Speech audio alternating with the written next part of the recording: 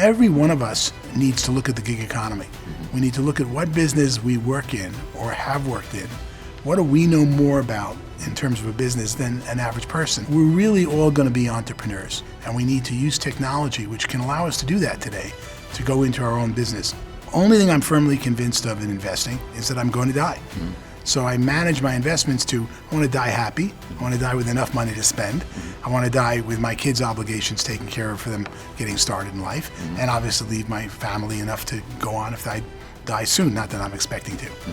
That's an investment criteria. I'm buying happiness, peacefulness. But even with all that, the stock market is going up and up, and I don't see anything stopping that because there's virtually an unlimited supply of money, and the companies that are growing and doing well have unlimited cash, and they're making so much money. Money Revealed is an exclusive video series where self-made millionaires share their secrets on how they got rich. In this episode, you'll learn how to invest your cash, think like an entrepreneur, and start making money from your side hustle.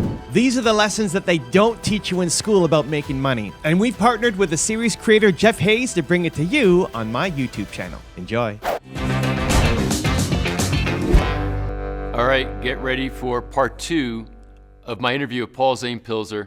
If you saw part 1, you know that Paul is an unusual economic genius. There's a lot to learn from him. His flow of thought is something that is very unique, and his ability to communicate how he sees the macro view of economics and what it might mean to you individually on the micro level is something that is very, very valuable. So dial in, here we go, part 2, Paul Zane Pilzer.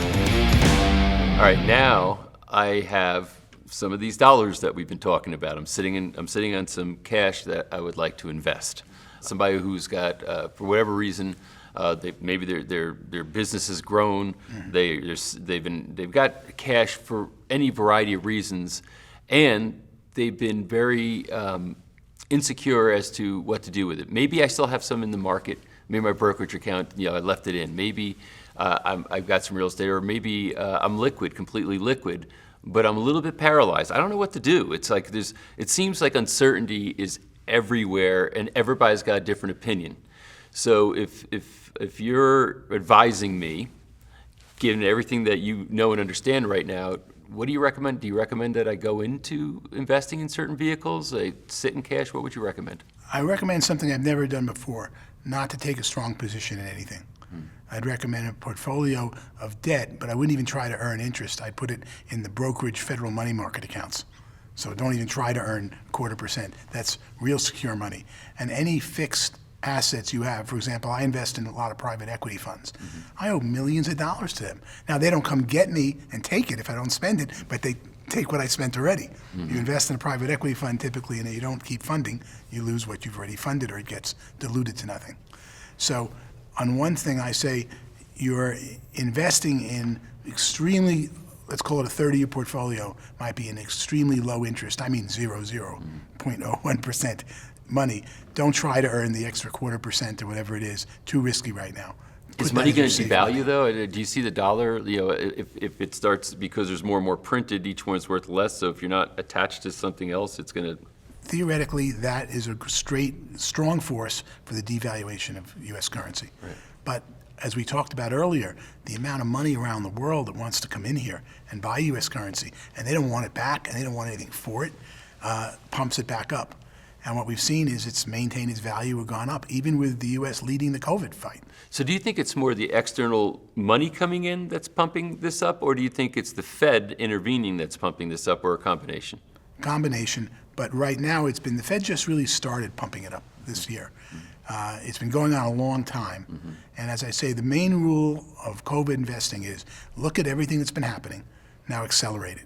Convert months to weeks, convert 5-year periods to 1-year periods, and then you can make investment decisions. The rules of economics, and in many cases the rules of investing, have not changed under COVID. But what has changed is the speed with which things take place. So think of the things that you thought, I might stay in here 5 years, now you may have to reevaluate, I may stay in here 1 year. We're seeing an area where there is no right way to invest anymore because things are so uncertain, which means any type of obligations you have, that you say, I've got to pay this much money, my kid's college for the next 2 years till they graduate, you should put, in my mind, in federal money funds. Just, you'll sleep easier. because you'll know that money's covered regardless what happens to the market. How long is this going to last? So if I'm interpreting correctly, you're saying stay in cash, protect the cash. Stay in cash for anything you have that you're going to have to pay. Okay. You can always skip an $80 meal like we had last night and go spend an $8 meal and get the same amount of calories. Right. But you can't do that with your kids' college tuition. So anything you have of a real obligation coming up that even if you have a job to cover it, you should keep that money extremely liquid, and liquid, again, in federal money market funds, not in any type of investment. Okay, so let's say now I've got that handled. Now I've got some money to play with, maybe I call it gambling, but I got money to risk because it's not, all the other bases are covered. I thought I heard you say earlier, you think the market's going to keep going up, for example. So the market's going to keep going up because there's no place for people to put the money from the things they sell. So there's no way to get out. So do you have money in this market right now? No. So why not? The amount of return I would receive is so much lower than sleeping. I manage till death now. It's a very interesting model. I'm 66 years old, and only thing I'm firmly convinced of in investing is that I'm going to die. So I manage my investments I want to die happy. I want to die with enough money to spend. I want to die with my kids' obligations taken care of for them getting started in life, and obviously leave my family enough to go on if I die soon, not that I'm expecting to. That's an investment criteria. I'm buying happiness, peacefulness. I'm dying to get back in the market, but I've been calling it wrong, frankly, for the last few months in terms of this last rise. I thought all these factors would work in so the market won't crash when GDP goes down. Wrong. All these factors caused GDP to not go down, and the market went up, and up 50% in the last 6 months because there's no place to put the money. We have an unlimited supply of capital before we go and print money, and the Fed says we're going to keep doing it. Even when it was going up, the Fed had to reassure everyone, saying if the private market stops supplying all this capital, we'll supply it. But even with all that, the stock market is going up, and I don't see anything stopping that because there's virtually an unlimited supply of money, and the companies that are growing and doing well have unlimited cash, and they're making so much money. I mean, Microsoft, Apple, the tech companies, Walmart, these companies aren't just been bid up in stock prices. These companies are really producing products and shipping and making a lot of money, and I see that as continuing. You said something very interesting because it gets into the psychology of it, saying, I'm investing my happiness. I could go into the market, but I don't need to. And I want to sleep at night. So this disposition towards investing, has COVID caused you to just take stock and all that? Let me say it, I'm expecting to go back into the market. And so in my lifetime, if not tomorrow or 6 months from now or a year, I'm expecting to go back in the market when the market takes a really severe dip. I've been wrong about that for 6 months since we last met. I see what you're saying. So basically, you anticipate that there at some point should be a dip, and that's when you want to buy back in. Well, whatever the dip is, I believe the market will overreact to it. So if the dip is that the stock market should go down 30% or 40%, these are huge numbers, except we just went up 50%. Right. So they're in the range. So if we say the market is going to go down 30, 40, I believe the market will overreact. So if it goes down 30%, it really only went down 25 and 5% was speculative. And that makes me feel comfortable putting money in equities, at least for the short term. I believe the market will overreact almost any time, and they'll go down faster than they would, as long as GDP continues where it is, which is lower and lower. But even GDP, the metric, it no longer makes sense anymore, because in GDP, we're seeing the price of everything is falling. So we're seeing the things we want to buy are going to get cheaper and cheaper and cheaper, which is going to make GDP go down. But gross national happiness, the purpose for GDP, is going up because you're buying things at a lower price. So would that be deflation then at that point if things are getting cheaper, and is that a concern? It's deflation along certain markets. In general, yes, I expect deflation.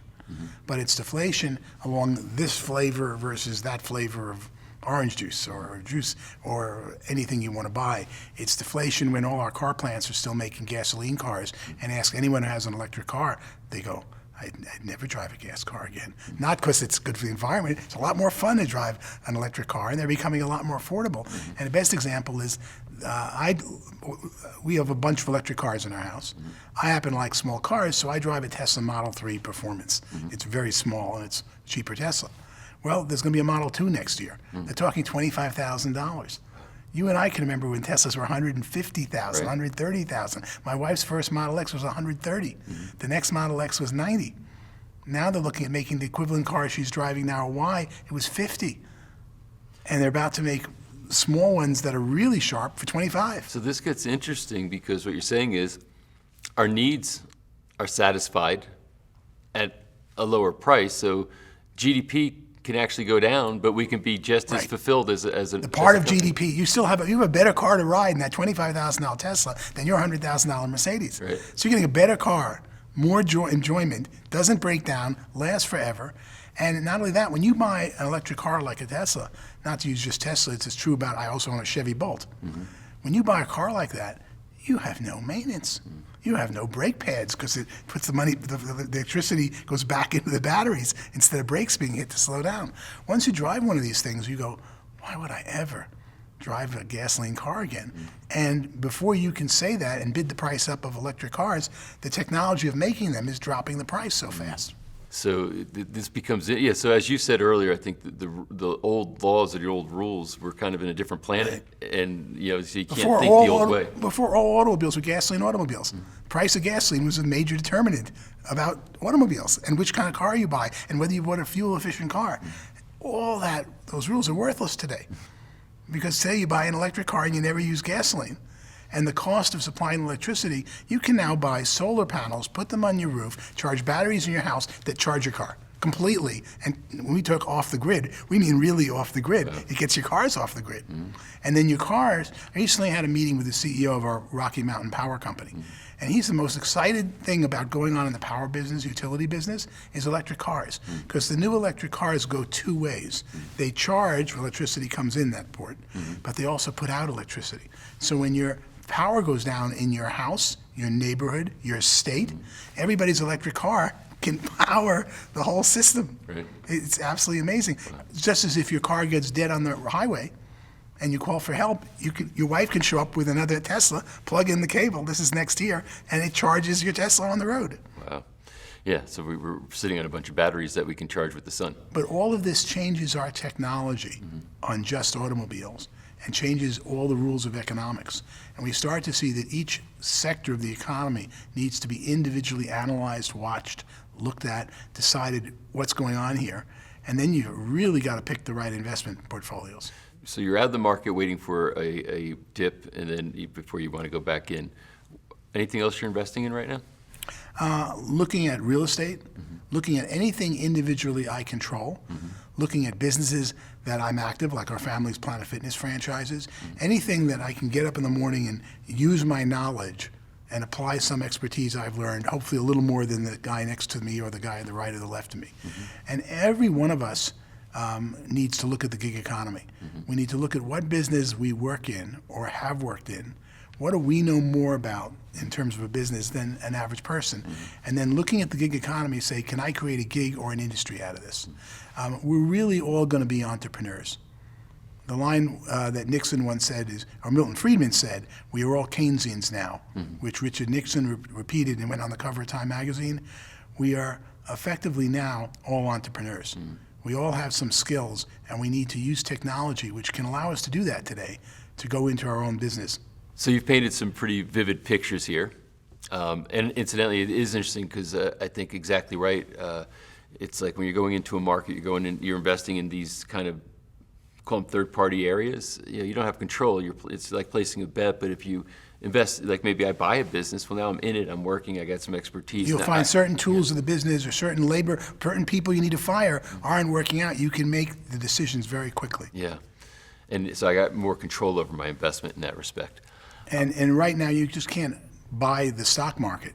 I mean, even with the market going up, the Dow or the S&P 500 has had some real losers.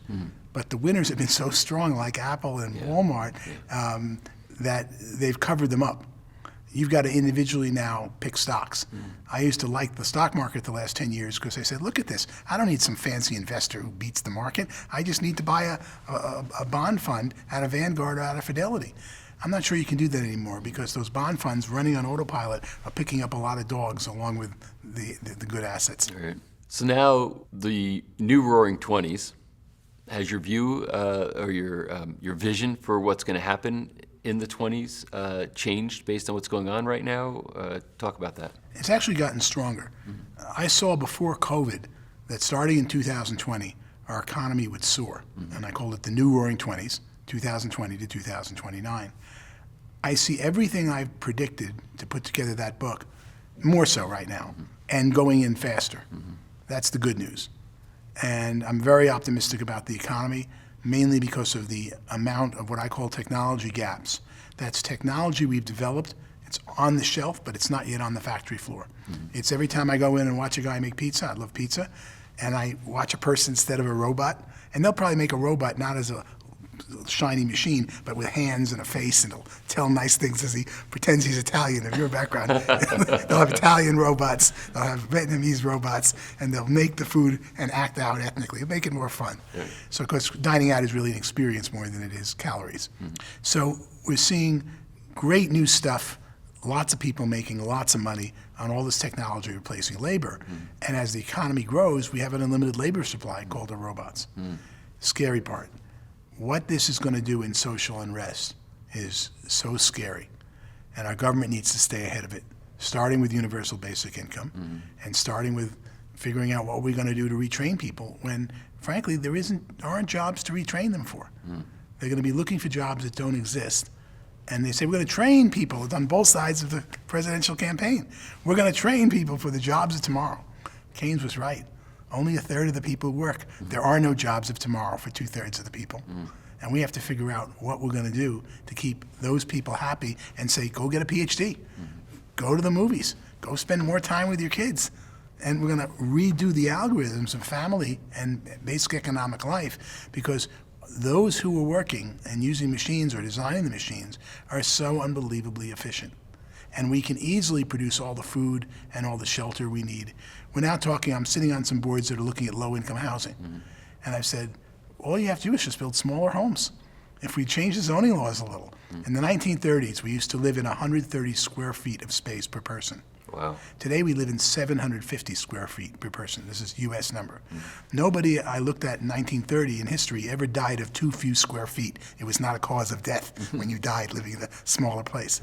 And we need to start building housing. We have a huge crisis coming of housing, but I believe we'll solve it by changing the zoning laws and allowing houses to be mass-produced and housing to be produced at smaller sizes that people really like, and with better common rooms or something else to do. We know the most important thing for people facing Alzheimer or facing old age or depression is community.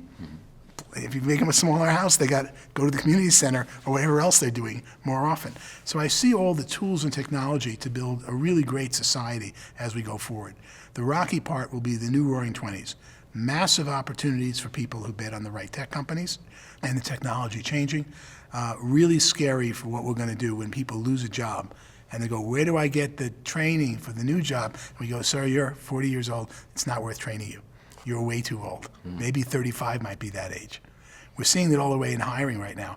I see the kids get out of school and get these amazing jobs at 6 figures plus right through COVID in this last year, working as engineers for some of the top companies.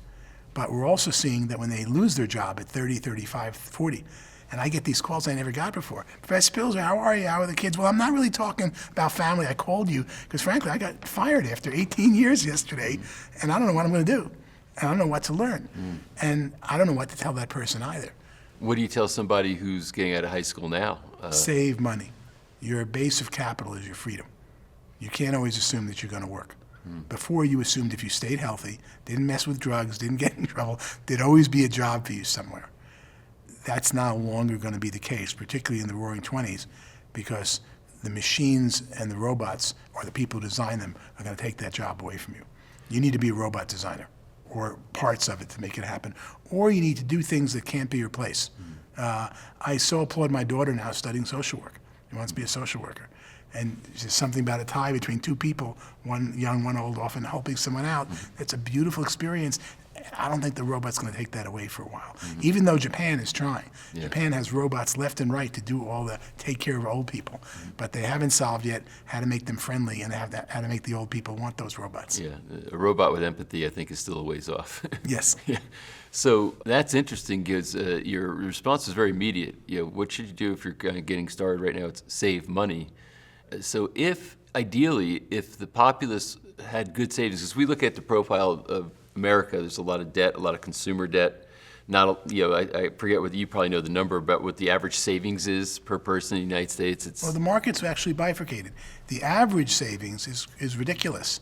It's a few $1,000s, and most people, there's a study that said 95% of the population couldn't last more than a month on savings. And all that's true, but that's the average, and nobody's at average. The people taking care of themselves, I see it all the time where here during COVID, every night I get multiple dinner invites from people who are visiting Park City, come into town, oh, let's go see Paul. And I would love to see them, except I got this call, this call, this call, this call. So much money flowing into or is saved up by I don't know what we call ourselves, the baby boom generation or some of the millennials, and they're doing so well, and they don't need anything. The other half of our population is bifurcating into ground zero. They're going to be living from stimulus package to stimulus package. Frankly, we're taking away hope because we're not having the job opportunities for them. And we need to cover them with universal basic income and then watch them develop interest in hobbies, books, literature, social work, doing volunteer work, and saying, this is my life going forward. I'm not going to retool and have a new career, which is what we told all the unemployed people for the last few decades. The robot I build is going to have a new career, and I'll have a new career building the next robot. It's why you're seeing the kids going to engineering schools today. And in the U.S., and that's our real core strength. I just have a bunch of college kids now in my house. My kids all are at the college level or applying to college. The kids graduating these engineering degrees from top schools, they're at $130,000, $150,000 starts. They're at signing bonuses of $25,000, $50,000 for a 22-year-old kid just getting out of school. Because the robot or thing they build or what they retool, they make for their company so much more than that. And that's going to continue, if not multiply, that the people who have mastered really extreme technology, I mean, they're building the silicon wafers that power the chips that power everything, are going to continue to go up and up and up. And each time they succeed, we have less employment from the masses.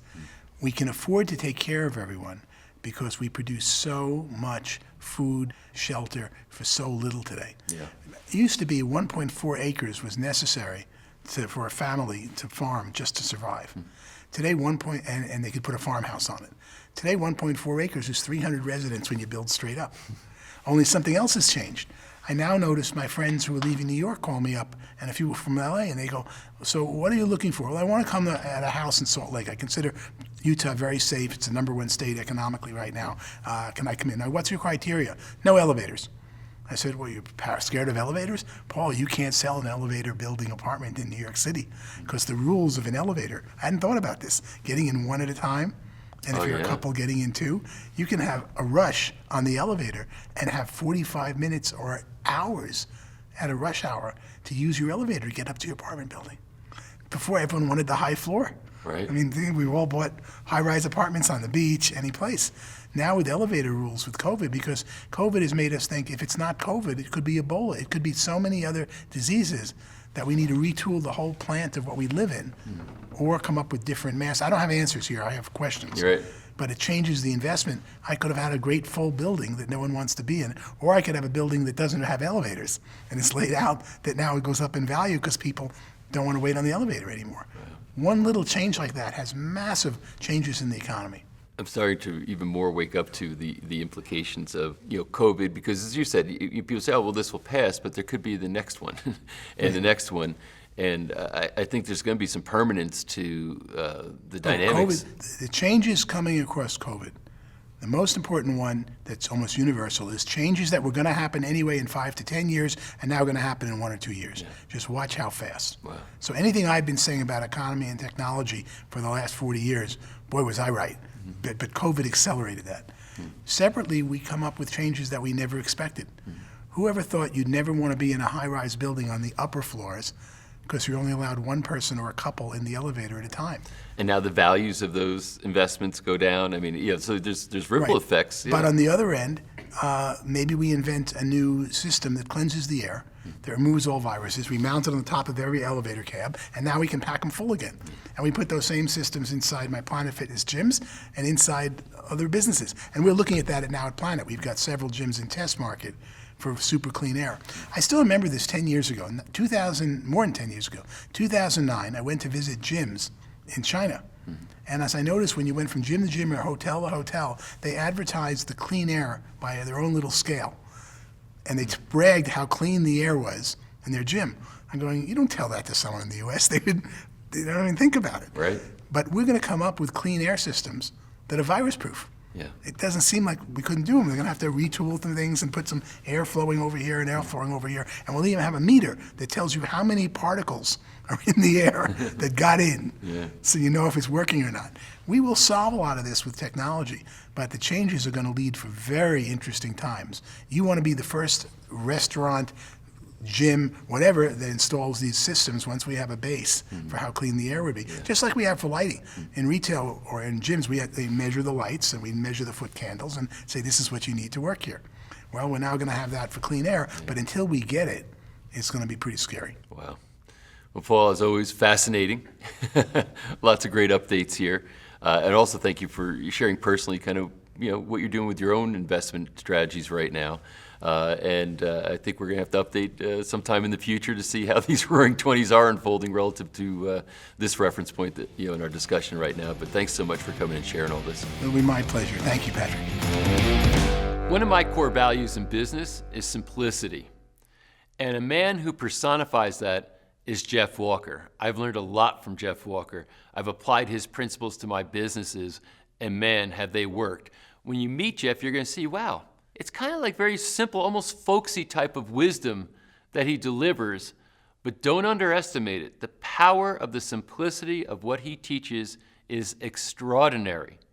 He has impacted countless entrepreneurs. Everybody, at least in my world and the circles I run in, knows who Jeff Walker is, and now I want you to know who he is too. Enjoy my interview with Jeff Walker. Jeff, I'm very much looking forward to this interview. You've had such a massive impact on my life, so I'm now excited to share you with the rest of the world. Thank you so much. I'm really excited to be here. So, the theme here of wealth breakthroughs is something that I know you personally can speak to, and I think your experience personally, plus what you found since your wealth breakthrough, can really have an impact on a lot of people. So can we hear your story? Tell us about kind of your trajectory and how you got to be doing what you're doing today. Yeah, it's been an amazing journey. When I think about wealth, just the evolution in my life, in my lifestyle, and the impact I've been able to make, and my thinking about money and wealth is just, it's hard to even imagine. So back in the mid-90s, I was a stay-at-home dad. And I wasn't a stay-at-home dad because I had a .com and I sold out for $30 million and I was just sitting back and playing with the kids. I'd been a corporate failure. And I was in the corporate game and it just didn't fit. I was that square peg in the round hole. And so I left it. I quit when my son was born, when he was just a year old. I left. And my wife was supporting the family. And it was a struggle. This was the mid-90s. And back then, it wasn't such a thing. There weren't very many dads staying home. And by the way, we were on one income, and it was desperate times. We didn't have much money to go around. There was one time where I put together a budget. We had $400 in disposable income for the year. And so by disposable income, like after I went through the budget and said, this is our rent and this is our groceries, $400. Wow. And so it was desperate times. And so I was looking around for ways to make money. And I ended up starting to publish online. I started publishing a newsletter. It was actually a newsletter about the stock market and investing. And I had a lot of interest in investing at that time. I didn't have any money to invest, so I just studied and studied and studied. And so that first newsletter went out to, I like to tell this story of it, went out to 19 email addresses. 19 people that I knew their email address that I thought might be interested in my newsletter. And it was really not 19 people, because one of those email addresses was my second email address, and one was my wife's email address. But I felt better about saying I had 19 people subscribed to this newsletter. That eventually started to grow through word of mouth, and I started to add a few subscribers per day, and then a few hundred per month, and it just grew and grew and grew. I came out with a paid version of that newsletter because initially it was just free, and I started to build a business. And I did a launch. I'm now famous for doing launches and for teaching people how to do online launches. But that first launch, I did $1,650 in sales. And if you flash back to what my disposable income was, I was just, I was flabbergasted. I was amazed. It was an incredible amount of money. It was amazing. I was doing backflips, not literally, figuratively doing backflips, but I was literally jumping in the air to have $1,650 in income. And I had this thought right then that what might have been one of the most important thoughts I ever had in my life. And it was like, if I did that once, I can do it again. And I can do it again and again. And I might get better at this. And that's what happened. So the next launch did $6,000. Huge quantum, 4x almost over $1,650, and then $8,000, and then gradually figured that stuff out. And I'm going to tell this story in a very concise way, but it was one step in front of the other. Right. Eventually, a few years later, I did $34,000 in a single week in a launch for another newsletter, a brand new newsletter.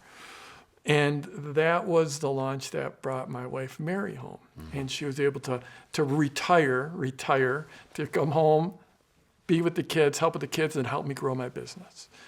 And it just didn't stop there. A few years later, we were ready to buy a home, and I needed a down payment. So I did a launch that did $106,000 in a single week. And then eventually I started to help friends, and then eventually I did launches that did millions of dollars. And here we are a short 20-some years later, and I've now built up this business where I've got 30 employees. I've got my influences all over the world. We have my products being licensed. I've got a best-selling book. It just goes on and on. And my students and clients have done over $1 billion in sales. And it's just, like I said, been a rocket ride.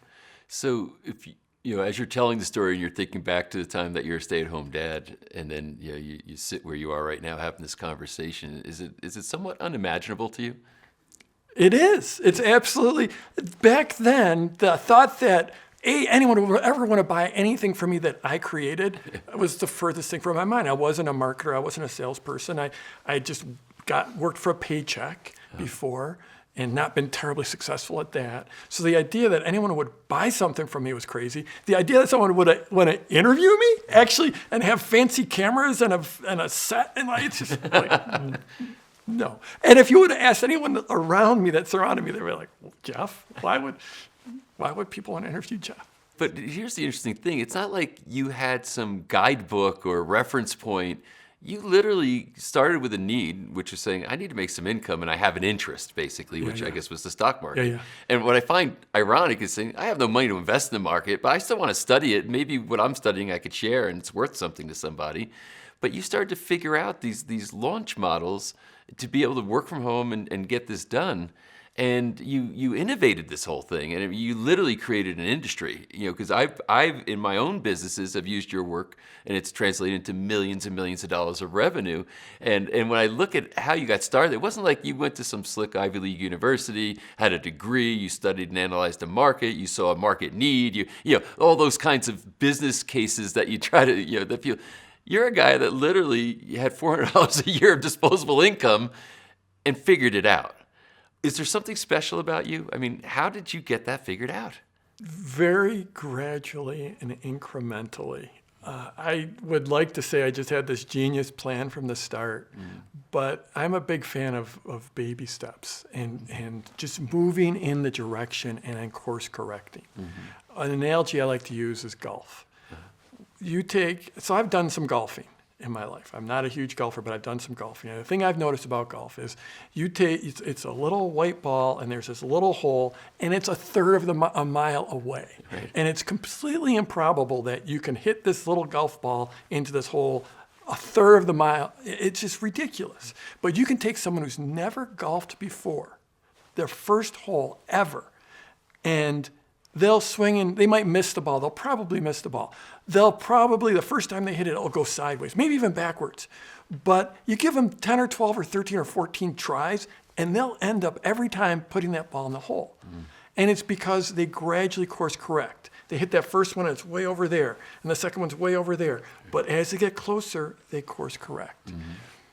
I'm a big fan of baby steps, of just taking that first step, that next step, and then gradually course correcting until you hit the goal. And so for me, it was desperation. Now so many people are interested in impact, and I'm in this game now for impact. That's why I'm here with you. That's why I traveled to be here with you, for impact, because that's what my world's evolved into. But back then it was desperation and needing money. Yeah. But I would say from the start, I did have a few things.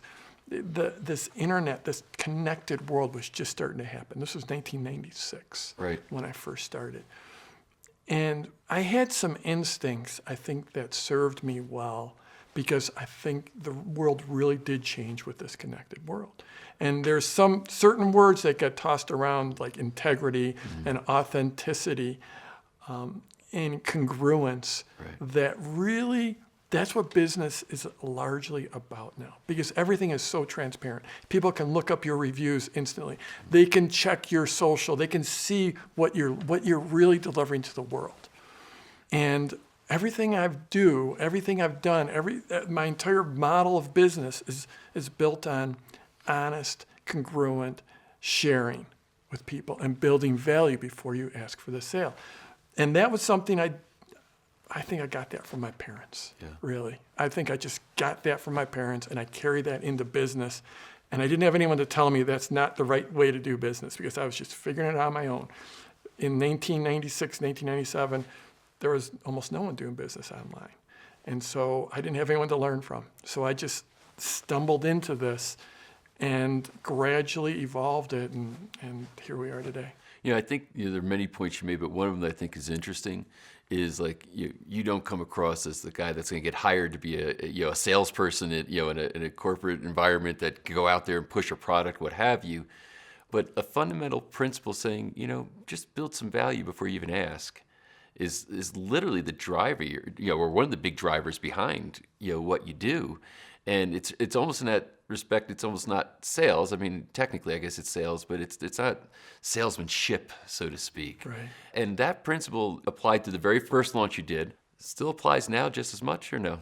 It absolutely. More so now. More so, because there's more transparency now. People can find you, they can see you, they can look at reviews. That stuff didn't exist. Right. My first probably 8 years online, there was not even a photo of me online, because we didn't share photos back then. Right. But if you would have, at the beginning, and frankly, I went through this. So before I started this, I was like, my original thinking was, we need more money. Mary needs some kind of relief of this pressure of having to support the family and getting up in the dark and coming home in the dark and working so hard. And so I need to make money in some way, so I thought maybe I'll go get a job. And so I went to all these career counseling, and I took these tests to see what you were suited for. And I don't have them anymore, but I guarantee if you looked at them and you looked at this whole spectrum, like of what's the most likely place I'd have success, sales would be like, I'd be in the 0 percentile for sales. Right. I have no sales experience. I have no sales instincts. Right. And really, I think what I ended up doing is, because I didn't know how to sell, I was uncomfortable with selling, I was uncomfortable with asking for money, then I ended up overcompensating by building value before I asked for the sale. And lo and behold, it ended up like working really, really well and turning out to be the way the world is tilted that way now. So it's interesting because it's almost like you turned a weakness into a strength. right? Yes, absolutely. Yeah, so it worked for you not to be able to have a very slick sales ability. Yeah, that's interesting. So, and you sort of answered this question already, but I want to be clear in it. The principles and the idea of doing a launch of a product that is some value that you can create for a particular audience. That ship hasn't sailed. It's not like, if you didn't get in on it at a good time. Today there's people who are still starting from scratch, applying these principles and making them work. Yeah, I started, that first launch was at the very end of '96.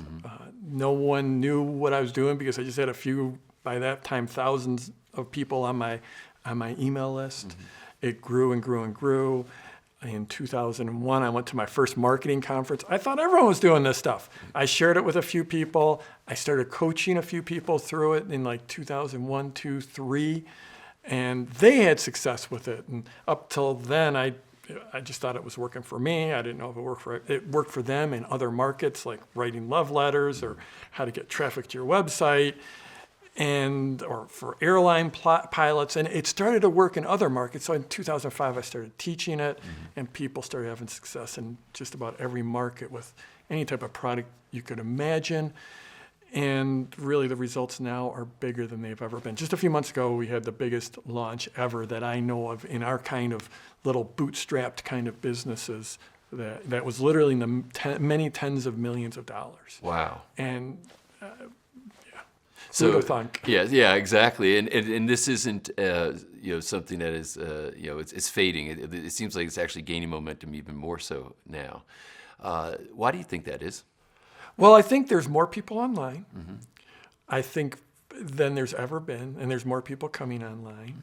I think there's more people that are buying online. There's more people walking around with their phones. I mean, it wasn't that long ago we didn't have a phone. You had to be on your computer to be online. Now everyone's online all day long, every day. I also think many of my clients are selling what I call wisdom products or training products, knowledge products, you could call them. Right. And so the whole idea of consuming training online electronically has exploded. The interest in people in furthering themselves, frankly. I think I see a lot more interest in self-education. I think it's become the norm. I think the dollars being spent on self-education are going through the roof. And so the market's growing, the acceptance of buying that online is growing, and people are creating bigger followings faster, and then they're able to sell a lot better and more effectively. Yeah, and here's, I think, one of this, call it a special aspect of what you're doing. It's kind of the warmth and humanitarian side, is that we can talk about, certainly there's some people who are running somewhat scale enterprises that can do tens of millions of dollars on a launch, but there's also musicians or people that have teachers that they don't have much income, they have no big staff or anything around them, and they would look at series like this, wealth breakthroughs, and they would say, I'm not in that position to create a wealth breakthrough for me. And I think it's contextual in many respects. You have that person who said, here's what my passion in life was. I eke out a living. I don't have a lot of disposable income. I know nothing really about investing, and nor do I maybe even have a lot of desire there. But I would like to enhance my financial position. Like for you, a $1,600 launch was a wealth breakthrough, right? I mean, that was the biggest launch of my life. Right? I had a launch that did $1 million in sales in 53 minutes. And the impact of that $1 million, that pales in comparison to the $1,650. Yeah, and so really poignant is the fact saying the wealth breakthrough doesn't have to be this huge thing. For whoever it is that's watching or that has some type of a passion, it could be something much smaller but extraordinarily meaningful. So when you have people, and I know you've had many, that approach you and say, I got limited means, I've got some maybe relationships, I do have a skill, I'd like to figure out how to translate this into a product that other people would care about. What are the steps? How do you guide them? That's a big question. So there's many different flavors, not many different ways you can go.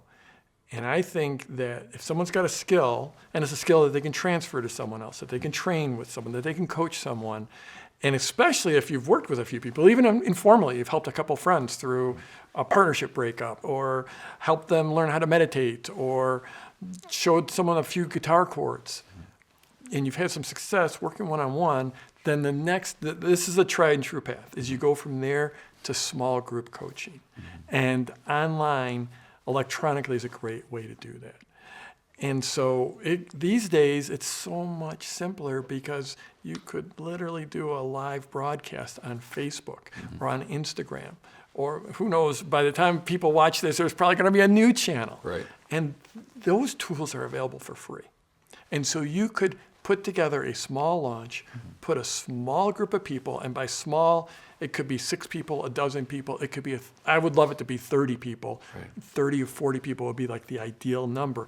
Put that small group onto a call, onto a live broadcast, and teach.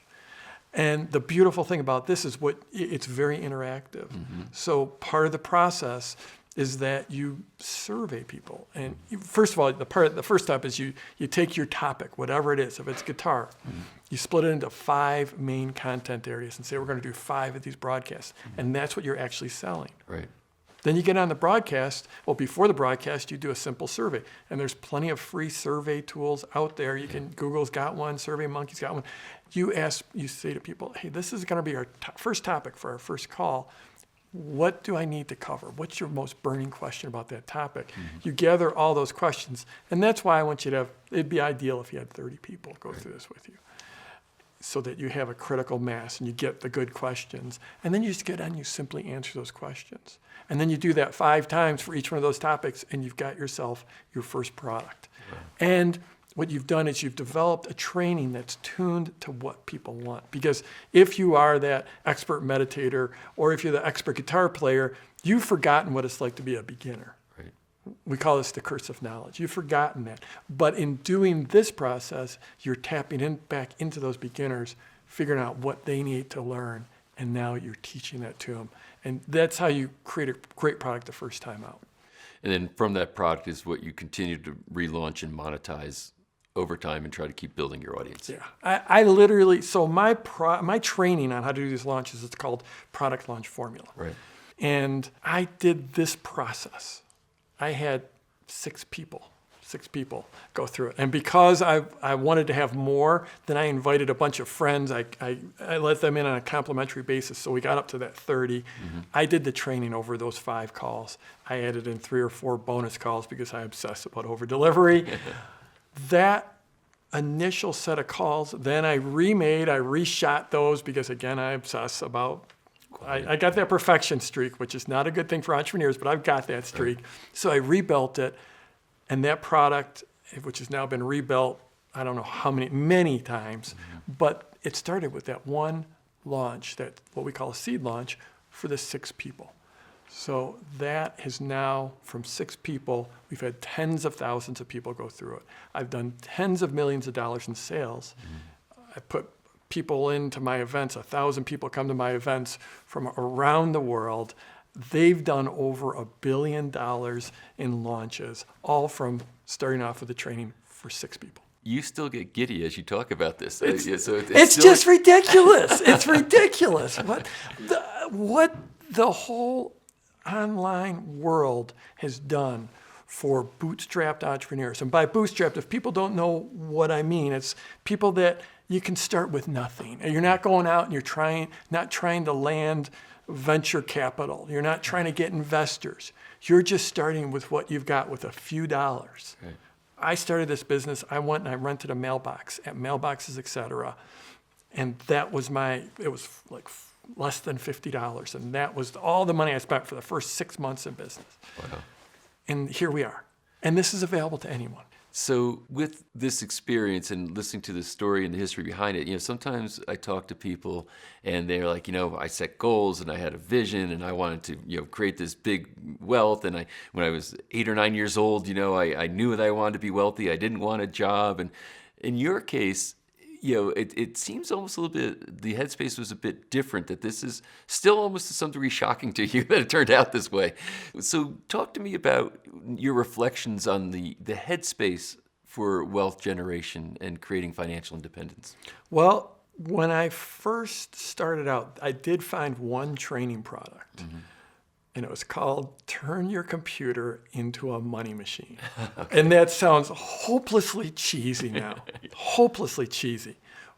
And it came on a floppy disk, and I spent $99.50, and I had to think about spending that money for a week. I lay in bed each night thinking about writing a check, because that's what I eventually wrote the check. I mailed the check. They mailed me a floppy disk. Sheila Danzig is the person who created this, and that floppy disk changed my life. It was some of the basics of really direct marketing. And it wasn't even about the internet. It was about like America Online and CompuServe, if anyone remembers those progenitors of the internet. And it had this one page that said, oh, there's this thing coming called the internet. It might be cool. So that training, part of that training, she had you set goals. So I sat down, and there's many ways to set goals. There's the SMART goals and the achievable goals and the shoot for the moon goals. Right. And she said, think really big as you can possibly think. So it was sort of the shoot for the moon goals. Right. And I did that. I took it very seriously. Was it hard for you to do that? No. So I wrote down an income goal. It was $100,000. And then I wrote down a lot of lifestyle goals. And I wanted to have a fast computer. I wanted to have a nice office. I loved spending time out in the wilderness on river trips. I wanted to go paddling in Ecuador. I wanted to do a Grand Canyon river trip. I wanted to have all these days. Well, you remember these goals all these years later. Because I still have them. I still have the printout because I typed them up and I printed it out. Wow. And I wanted these days, so many days with my family. I wanted to weigh a certain weight. I listed them all out. And pretty much the funny thing is those goals are the same goals I've got now. The number, the dollar, I actually don't even have a goal for income anymore. I've left that behind. And if I did, right, want to be bigger than $100,000 now. But so I did set those goals. I did have this vision, and it's a crazy, because it wasn't like I look at it all the time, but like 10 years later, I found them. Wow. The printout, and it's like, wow. And I hit all of them, but they were all relevant to me. Because right from the beginning, I defined that lifestyle and health and relationships was part of my goals. It wasn't just about money. Well, this is really fascinating for me, because a lot of times people have the perspective how their life would change or how they'd be different if they had more money, right? And and a lot of times people will look at other people who have made a lot of money and say, oh, money changed them. But in essence, you're saying that, you know what I wanted out of life is no different before I had money than now when I have it. I would agree with that 100%. I don't think money necessarily changes. I think money amplifies who you are. Yeah. And if you're a good person, you're happy with yourself, I think it will amplify those things. If there's some challenges, I think it can amplify those things as well. Yeah, that's actually a really astute observation, just amplifies. So maybe if there's some things, if people want a wealth breakthrough, maybe they have to take a look in the mirror first and say, maybe there's some things I want to fix about myself before I get on that train. Yes. I might phrase it a little differently in that you're not going to be able to make big changes in your relationship to money, in the money you have, in the impact, in any area. Like if you want to start a business, you're going to become a different person. Yeah. If you want to have great wealth, you're going to become a different person. You're going to have to become a different person. And it doesn't need to be scary. I don't want to scare people off. I think it's a great big journey. You know, a number of years ago, for the longest time, we had a very, very small team, multi-million-dollar business with really myself and my wife Mary and like 2 other people.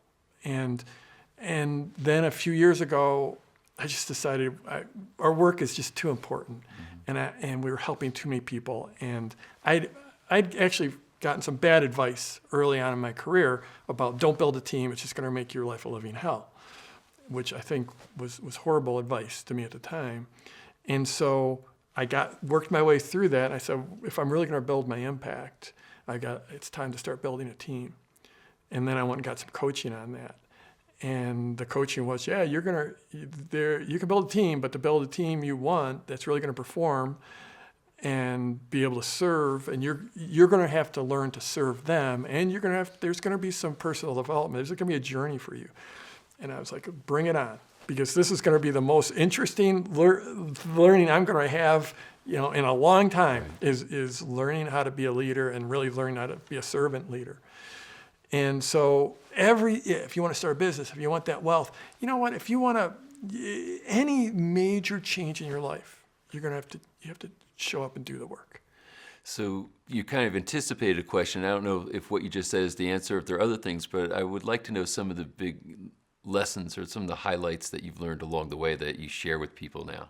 Well, yeah. So I've mentioned a few of them. First of all, any time that you're going to make a big shift, a successful shift, it starts here. It starts here and it starts here. It's all a personal development process. It's all a process. And frankly, if someone's watching this, they've already started the process. Right. They have already started the process.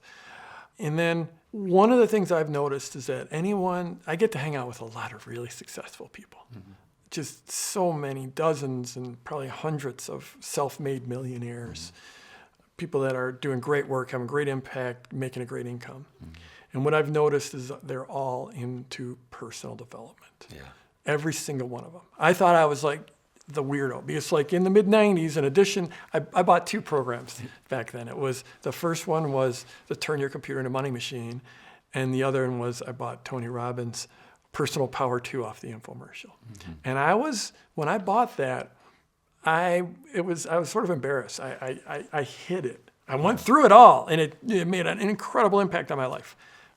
Unbelievable impact. But I was embarrassed. I thought, like, I must be broken that I need to do this personal development, because it really wasn't a thing that was out there. Then you get around a bunch of successful people, and you realize that we've all got this addiction to personal development, to growing our game, to growing our mental game. So that was a really a huge one, and that continues to this day. I think for me, things like, I remember when I was trying to be a stock market trader, I bought a program then. This is after I had enough success where I could spend some more money on programs.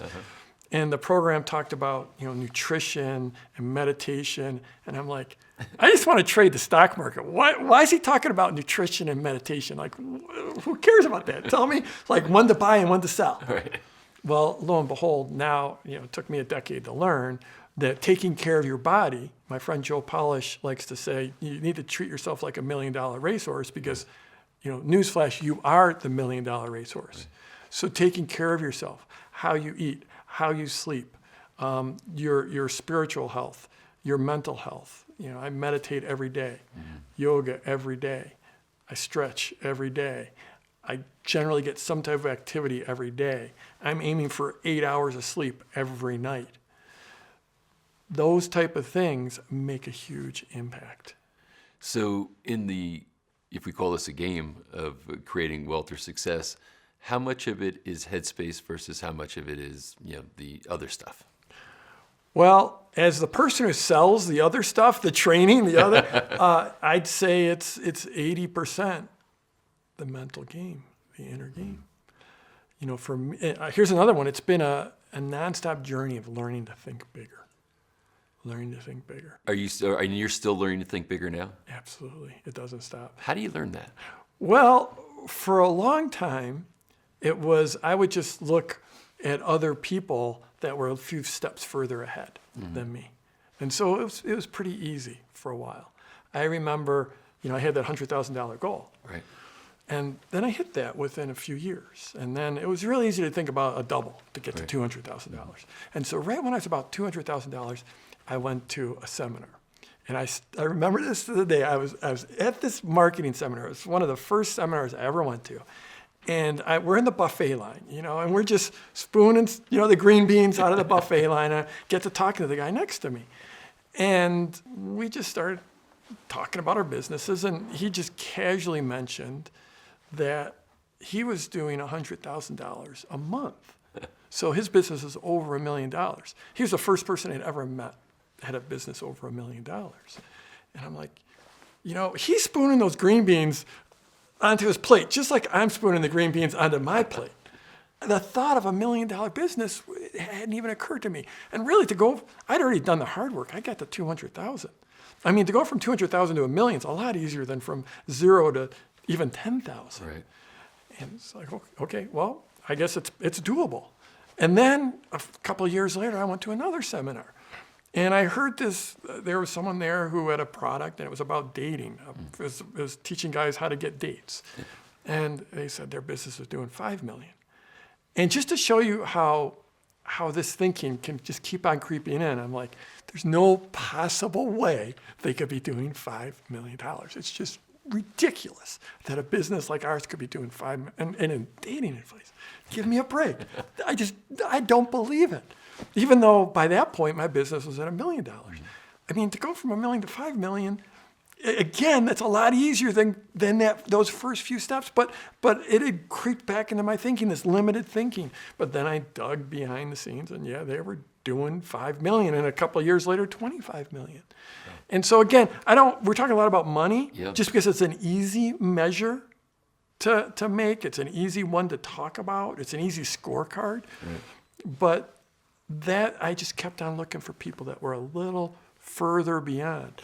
And then at some point I started to run out of, because my business is at the higher end of most online businesses. And especially when you account for the fact that I also have a pretty amazing lifestyle and I get a lot of time off. So it can be, but these days it's mostly driven by the impact. Like, we'll do things at my events. We'll bring people on stage that have had great success. And now I'm measuring myself more by how many people I can have on stage with me that have had that amazing success, or how much money we've raised a lot of money for different nonprofits. I'm very proud that I initially had that $100,000 goal. And now we regularly raise $100,000 or $200,000 for nonprofits at my events. In fact, we did $1 million fundraiser at one of my events. Wow. So it's driven more these days by that impact, and that's where my thinking is getting bigger, I think. I guess, yeah, when you get out of survival and now you got momentum, then you can start thinking more about impact, and money becomes a means of expanding the impact as compared to expanding your bank account, I guess, at that point. Since I've been teaching for so long now, and I've gotten to know my people so well, there's this sort of the spectrum of, I want to make $1 million or I just want to save the world. And people usually come into my world with one of those. And I love the impact people because that's where I'm at. But I totally identify with, I just want to make the money because I can remember when I was desperate. And the funny thing is the folks that just want to save the world, they end up finding out that it takes money to save the world. You just can't continually put your work out there and just give and give and give and give without getting and without funding. And then those people that want to make the $1 million, they start almost without fail, because I've seen so many people go through this. They start to get that wealth. They start to get that abundance in their lives, and then they start to think about, wow, is that all there is? What can I do? How can I help? It's sort of like the old adage, the best way to help the poor is not be one of them. Exactly. Exactly. So, as you're looking at reference points to say, okay, how I can set your markers as far as, what's my next level of growth? How do I think bigger? It seems to come through inspiration. So how do you see the role of inspiration in all of this? So I think that at the end of the day, what we're doing, at least in my world, really for any entrepreneurs, is we're creating from the ether.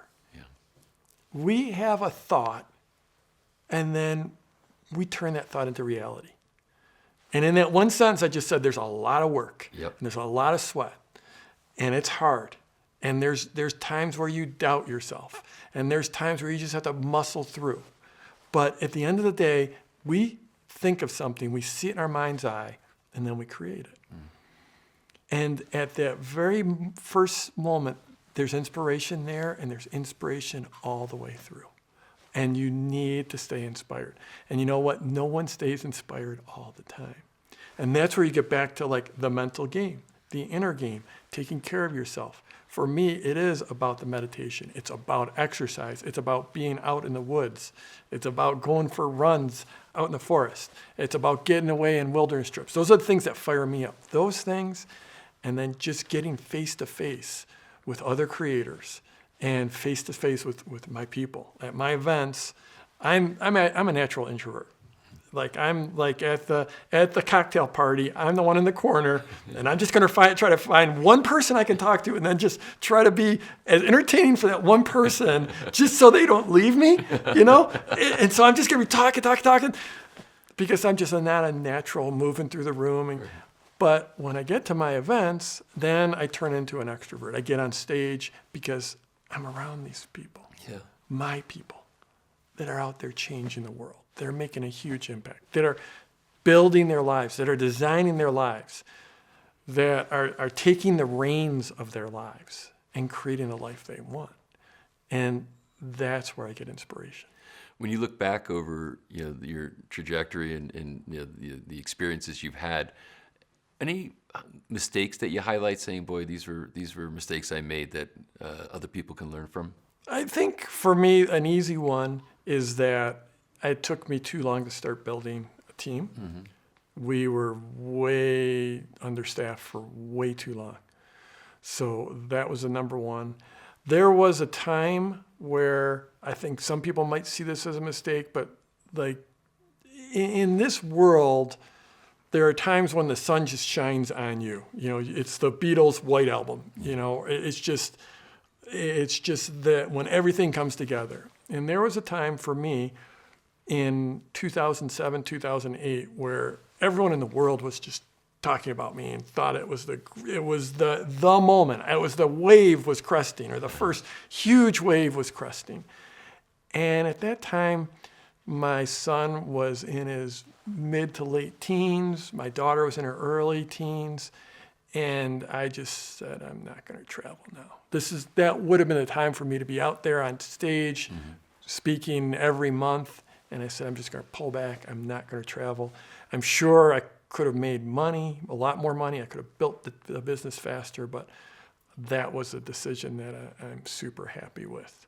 That definitely worked for me. So some people on a financial basis, some people might want to look at that and say that was a mistake, but for me, that worked. It goes back to those original goals you wrote, saying, this is who I am, and you didn't take opportunity over values. Mm-hmm.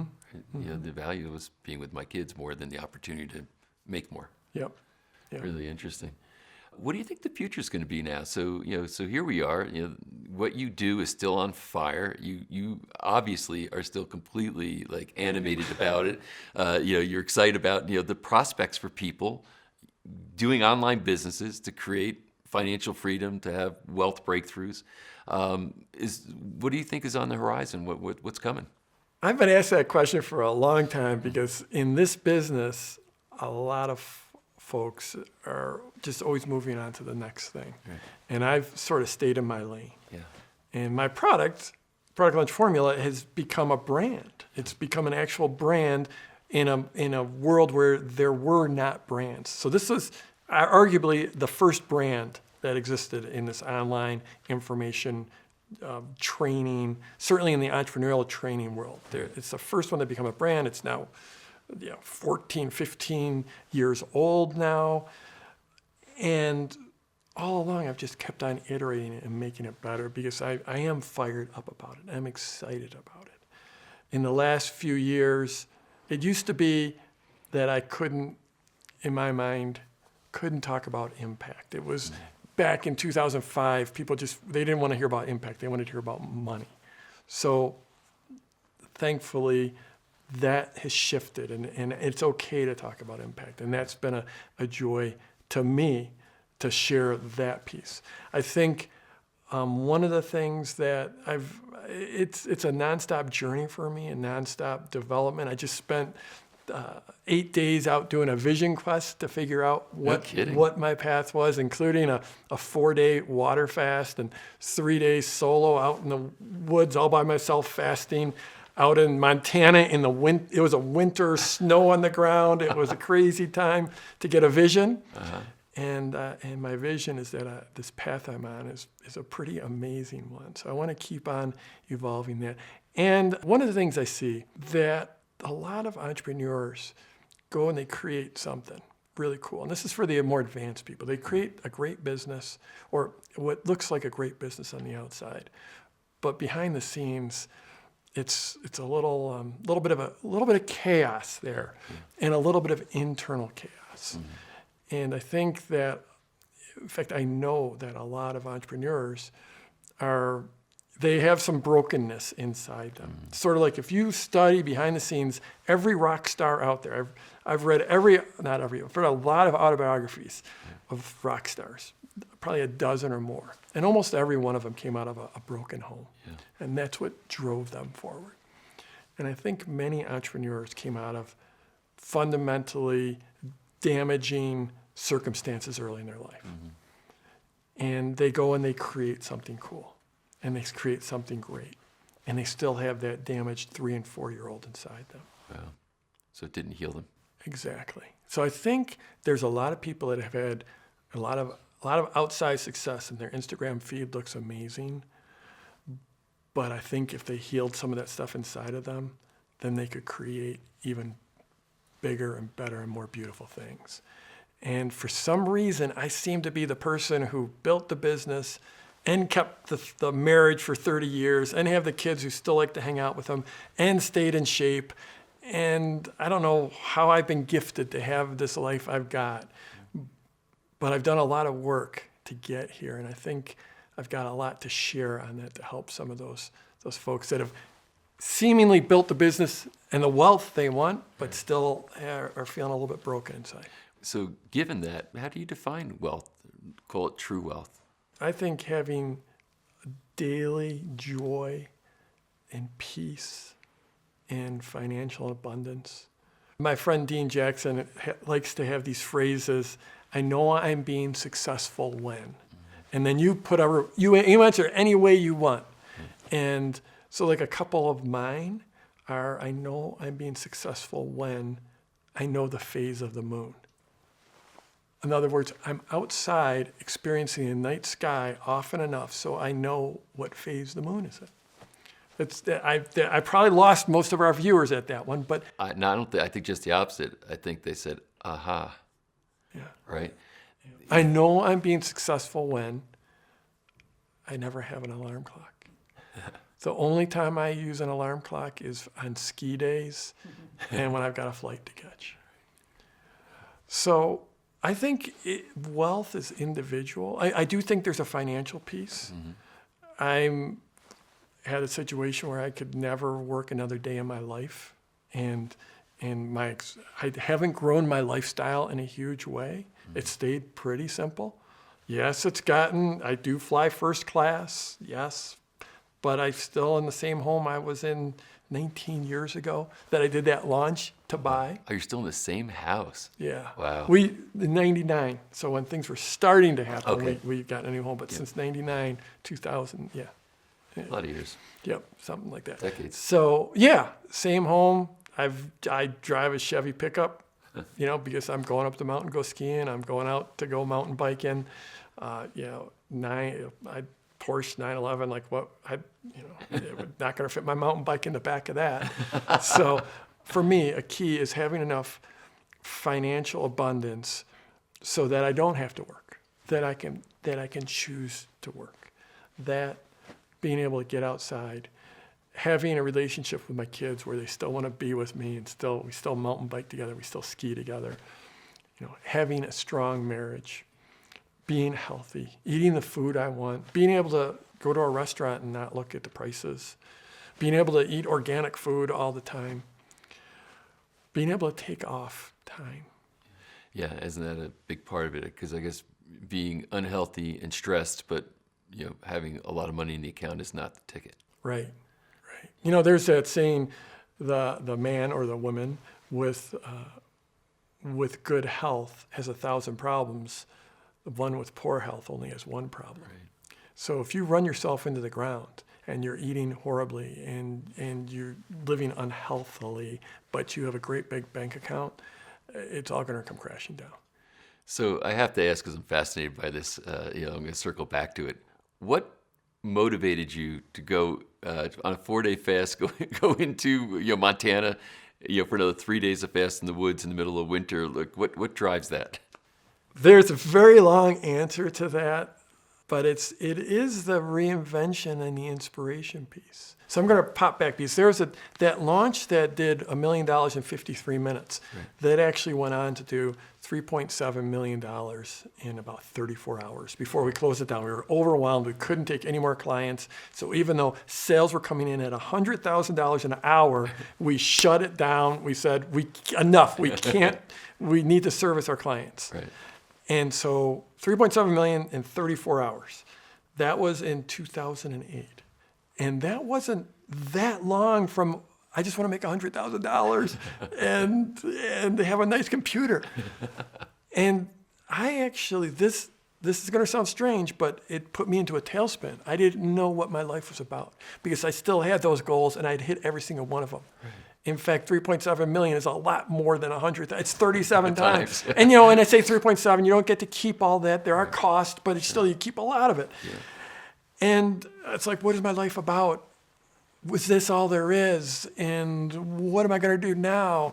And it sent me down this long path of meditation retreats and going to Tony Robbins events and on and on and on. And eventually I figured it out. It was about making a big impact. And then periodically I get you have something big happen. And so this past summer, business is better than it's ever been. It's booming. Team's doing great. I've got lots of time off. And I'm sitting on the front porch meditating and saying, what is next? Because we all need something that's next. Yes. We all need it. And that's when this opportunity to go on this vision quest showed up. And it was, the timing was just perfect. It was just a couple days after our launch. And there's a big confluence of events, but it was just like the world dropped this in my lap, and I'm going to challenge myself. That's really what it was about, is challenging myself. Yeah, that's extraordinary. You use this term launch. What do you mean by launch? That's a great question because I'm sure we've already used the word a bunch, and we're probably going to use it a bunch more. So the idea of a launch is that you have a product, a service. It could be a widget. It could be a book. Mm-hmm. It could be a piece of art that you want to get out into the world. You want to sell. Right.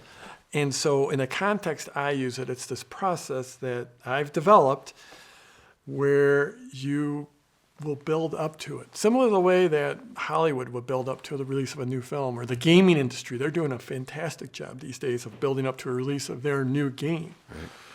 And it's the idea of you build value so people know this is coming before you actually ask for the sale. And so it's got So it's kind of like an event. Yeah, it's turning your marketing into an event, because these days there's so much noise out there. Everyone's a publisher, and that's a beautiful thing, but everyone's a publisher, and everyone's got their Instagram feed and their Facebook feed, and it's overly full in their inbox, and it's just incredibly full. And to stand out, you do want to take your marketing, take your message, and turn it into an event. And that moment when a new product comes out is it's like births, it's like weddings, it's like graduations. Those events grab our attention. You want to grab people's attention with that. And it could be for a new product, or it could be for a product that's on the market that you want to re-release. Mm-hmm. And then it's just basically creating a new offer around that re-release and bringing it out there. This spirit of contribution that you seem to be in now, what can you contribute? What can you do in that realm? Do you think that this is something that's always been a part of your thinking, but now that you have the means and the time and the space to do it, you're doing it, or did it emerge from somewhere else? I think I was wired that way. Mm-hmm. I think that there's this Strengths Finders. There's this book where you go and you figure out what your strengths are. And Gallup. Exactly. And so my number one strength is significance. And when I first read that, I'm like, what does that even mean? And then I read it, and it sounds like I just have a big ego, really. It's just an ego that needs to be stroked, that I want to feel important. But I think that's in the less altruistic way. Maybe it's not just about contribution. Maybe it's just about about me feeling significant. Right. And I'm willing to go there because I think it does end up building a lot of value for people. But yeah, I think that was something I was born with. Yeah, really interesting to see how that unfolds. So now, if you were to look back across, you're now decades of experience, and certainly a lot of people are learning from you. They're modeling you. They're inspired by you, et cetera. What's the thing that you think you're most proud of? The thing I'm most proud of is the communities I've built, which a lot of people don't necessarily see. They see me out in the world. They see my marketing. They see my product. They see my book. But when they actually come out and they truly experience like a live event, I somehow have this capability to create an intimate experience with 1,000 people in a room, and create a community, create a bubble that wraps around that room, a bubble of incredible possibility and connection and sharing. And so I'm really proud of that, of those events. And those events, they're a lot of work, they're risky, they're expensive to put on, and I'll get through one of them and I'll just be pretty much wiped out, and I'll be like, never again. And then a week later, it's like, I have to do that because like, look at what I created. And then from within there, we have some smaller communities. We have like a group of our highest end clients that I meet with. And those communities, the level of connection, sharing, contribution, support for each other is just amazing. So the world sees me as this guy who figured out this launch stuff and has been teaching it, and I'm very proud of that. And I'm incredibly proud of the results my clients have gotten and the results they're getting in some incredibly worthy realms, like helping parents with autistic children, or helping parents be better parents, or helping people with their mindfulness, or just on and on and on, or even helping people with their tennis game. I'm proud of that impact and those ripples because I'm helping these people become known experts that are reaching other people. So I'm really, really super proud of that. I'm proud of that work. I'm proud of what we've contributed millions of dollars to nonprofits. But the magic thing that I love is those communities, because when you just see people light up and start to connect within those events, it's just sheer magic. That's awesome. Well, I want to just first say personally, thank you for the impact you've had on my life and the people I serve. And then secondly, thanks for just sharing this for all the people who are viewing. So thanks so much for your time and effort. You're welcome. It's been great being here. If I hear the term powerhouse, one of the first names that jumps into my mind is Dean Graziosi. Dean is well known. You probably have heard of him before. He partners with Tony Robbins in projects, and he has a lot of great success in his own right individually in several entrepreneurial ventures that he's been involved in over years. He seems like this sweet, amazing guy, and you wonder, is he really like that? And I have to tell you, he is really like that. He came to Park City and visited. We did this interview right in my home, and man, does he just light up? Does he just deliver? His energy and his ideas, his thoughts, all contagious. You really feel like you do anything after you listen to Dean Graziosi. But it's not all just the air and the abstract. It's also the specific step-by-step process that you can follow. Those two things are so important that they go together. And that's what Dean brings to the table. He's an amazing human being, and I'm so happy to share this with you right now. A lot of anticipation for this interview, Dean. Thanks so much for taking the time. It's good to be here, man. So you're well known.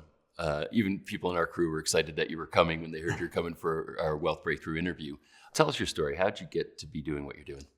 Yeah, and first off, it's good to be here with you, man. And I love all you're doing for the world. Seriously. Thank you. And likewise. The world needs more of it, access to knowledge and information, inspiration, tactics. I'll tell my story just so everyone watching knows that wherever you are, I get it. Because I know what it's like to be broke and hope for more, have envy that others are getting ahead, feeling like you're being left behind, trying to get that first sale. Know you have more to give the world, but you don't know where to start. And then once you start, you don't know how to get the wheels spinning, right? But I know what it's like to get to 100 grand a year and be like, oh my God, I made it. But then I realized that wasn't it. And get to 100 grand a month and 100 grand a week and 100 grand a day and 100 grand by 10 in the morning. So I've been at every one of those pieces and have failed miserably in between. Sleepless nights, an ulcer, and it's not because you're so stressed. But over time, your knowledge or failures, the things you go after, they go from knowledge to wisdom. And when I look back now, I realize that was my journey, and I'm so blessed I wouldn't change one bit of it. And when people say, is it worth it? It's like, hell yes. What's the opposite of going for it? Right. Being at the end of your life. And I know you asked me about my story. I just want to back up and give you some of the things that drive me. Is I always think of at the end of my life, if you're sitting with your maker, God, whoever you believe in, you're sitting next to him, and you say, well, and he asks you how your life was, and you go, well, I was going to go for it, but my wife wasn't always on my side, or I lived in the wrong area, or my husband, he had his career. I didn't want to disturb him in any way, or I didn't have the intelligence, or I wasn't born with money. I believe our maker would be like, oh my God, another one. Like, I made you human. I put you on earth. I give you limitless potential. And I think about that all the time. And that's why I think it doesn't matter where you are. We heard that a million times. It only matters if you can gain the capabilities and you have the stamina to keep going. So what I hope, and the reason I flew up here to be with you and want to do this interview, is I hope at the end of this, even if just one person gets the inspiration to go, or one person gets a tactic that we share, that's enough. Right? Take what serves you from this interview, throw the rest away, So I'll go back to my story here. So let me ask you a quick question before you do that. Do you think you've learned more from your failures or your successes? Yeah, hands down from my failures. Hands down. Yeah. So it's tuition. And you don't like it. Yeah. Like when sometimes people say, embrace your failures. Failing sucks. It's the worst feeling in the world when you're in the middle of it. You're not going, thank you, God. I was looking forward to this next failure. But what you realize, especially looking back now, and we've been in this game for so long as an entrepreneur and in the self-education industry, it's my next level of life always lived on the other side of my biggest failure or my biggest fear. Right? The fear that you ignore, that's the one that you need to freaking tackle. That's the mountain you have to climb, or you're going to stay where you are. And we all know 5 years goes by like this, right? It reminds me of the Joseph Campbell quote, in the cave you fear most is the knowledge you seek. Yeah, exactly. So in your own story, then, you tell us a little bit about the milestones. Yeah. So I'll just pop through the milestones. So in high school, if I go all the way back to high school, wasn't a great student, had dyslexia, really just didn't want to be a part of school at all. By 11th grade, I was out of school by 11 o'clock in the morning. I did gym, math, and English, and I think I was out. Maybe ceramics, maybe ceramic class. Because I had dyslexia and because I felt inferior being in school, I just was going to go to work, right? But I guess if I go back, you don't realize this stuff when you're in it. It's retrospect. It's hindsight. It's looking backwards. Is what I realized at a really young age, Patrick, is that both my parents worked really hard. My parents were married 9 times between them. I watched them move all over. So they were struggling to be happy. They were struggling financially. I lived in a trailer park until we got evicted from it. And my mom worked 3 jobs to make $90 a week. My dad worked in a collision shop all day, all night, come home, dirty hands and paint fumes, give him a headache, but he had to do it. And what I realized at a young age, I don't know when it was, is that hard work had nothing to do with success. And again, it wasn't like an epiphany and I'm going to go out and find mentors, but that's how it led. It's like, I love my dad. I love my mom. But they're stressed all the freaking time. They never have any money and they're not really that happy.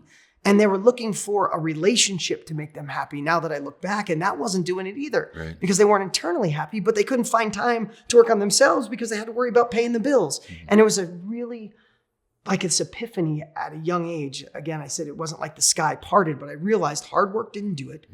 And then I realized if you could get money out of the way, like money solves problems. It doesn't. If somebody says money doesn't buy happiness, that's not. They haven't given enough money away. They haven't given enough meals away. They haven't helped somebody. Like money solves problems.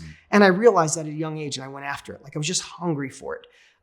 And if I look back, and I always tell everybody, find a burning desire. We all need that. And you've heard it a million times. But mine was my mom. She worked 3 jobs. She'd come home at night. Literally, her hands hurt. She got arthritis young. Her legs would hurt. Her back would hurt because she was cleaning houses and sweeping floors and cutting hair. And I just remember saying, I don't care what it takes. I'm going to make money and retire my mom. Right. And that was the first lesson I learned on having a compelling future. It's like, I'm retiring my mom, which I did in my 20s. But so I realized that didn't work. I found some older people in my town that seemed that my dad didn't even like. It's a small town of 5,000 people, Patrick. And, it's like a small town, half the town, 3/4 of the town was Italian, Catholic, everybody's rumors on the weekends at church. Like, it was just a fun little town. And my dad wasn't the happiest with these guys, but I became friends with a couple of guys, 60, 70. One guy was almost 80 years old. and they just had different habits. They treated people differently. They felt like they just had a different sense of peace, but they were the wealthiest people in town, also happy, also good parents, good husbands, and I was like, I want to do more what they do and less of what my parents do. Not disrespectful. And it took me down a path. When I was 17 years old, I had a firewood business. By 18, I was fixing wrecked cars. I'd fix them up and sell them. By 19, I bought my first house with no money down, fixed it up, sold it.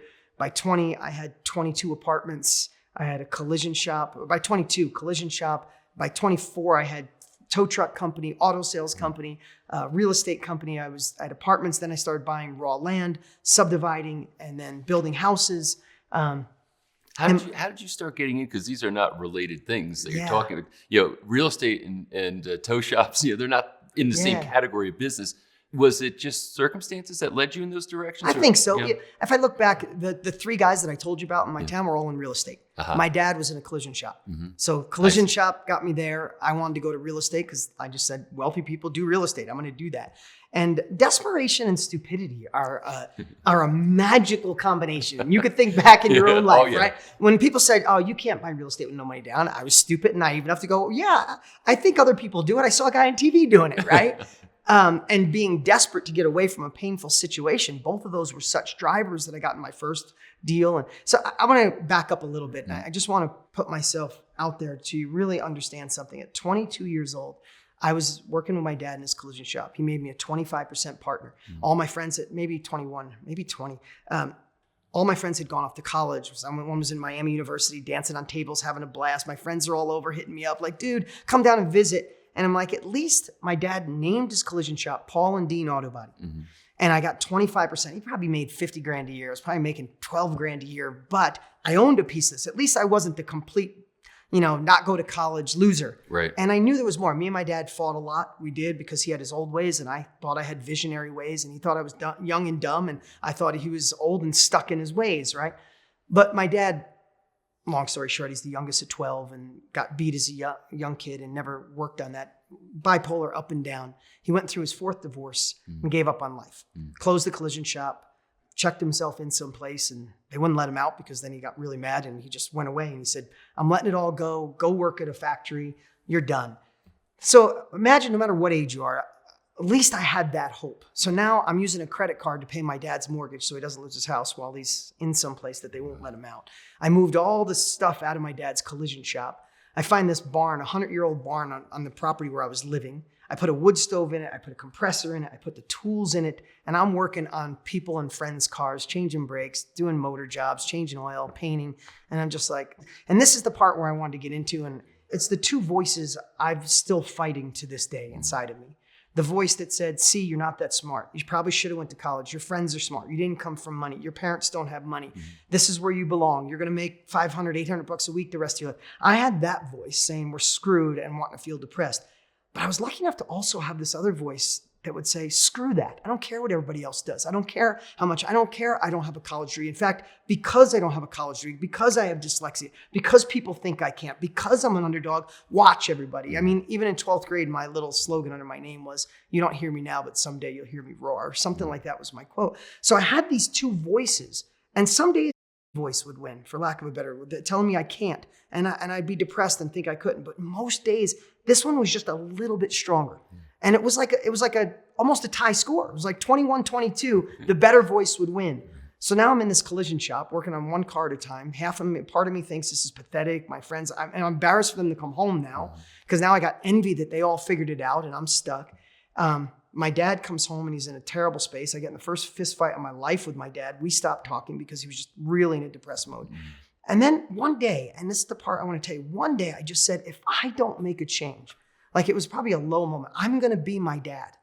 And just, again, if my dad saw this, he knows the way I feel. I said, I'm going to be my dad. I'm going to be another generation of broke Graziosi's who work their asses off, die with, their hands dirty. They have strong man hands, but nothing, not a dollar. I'm not going to be that guy. And I went down, and again, if it was desperation, whatever drove me, I went to the woman who owned the collision shop building that my dad moved out of. And I said, hey, I'm not my dad. I love my dad. And I don't have any money, but I have a burning desire. And I knew if you let me back in that collision shop, I'll pay you more rent than anybody else, but I have no money to give you. I went to her house a couple Sundays in a row. She gave me a hug and she said, go for it. And I still remember Mary LaPresti, sweetest lady. I could cry thinking about her. Yeah. Like, she had no reason. I got goosebumps. There's no reason to do that for me. Yeah. And she did it. And I named it Dean Collision Center.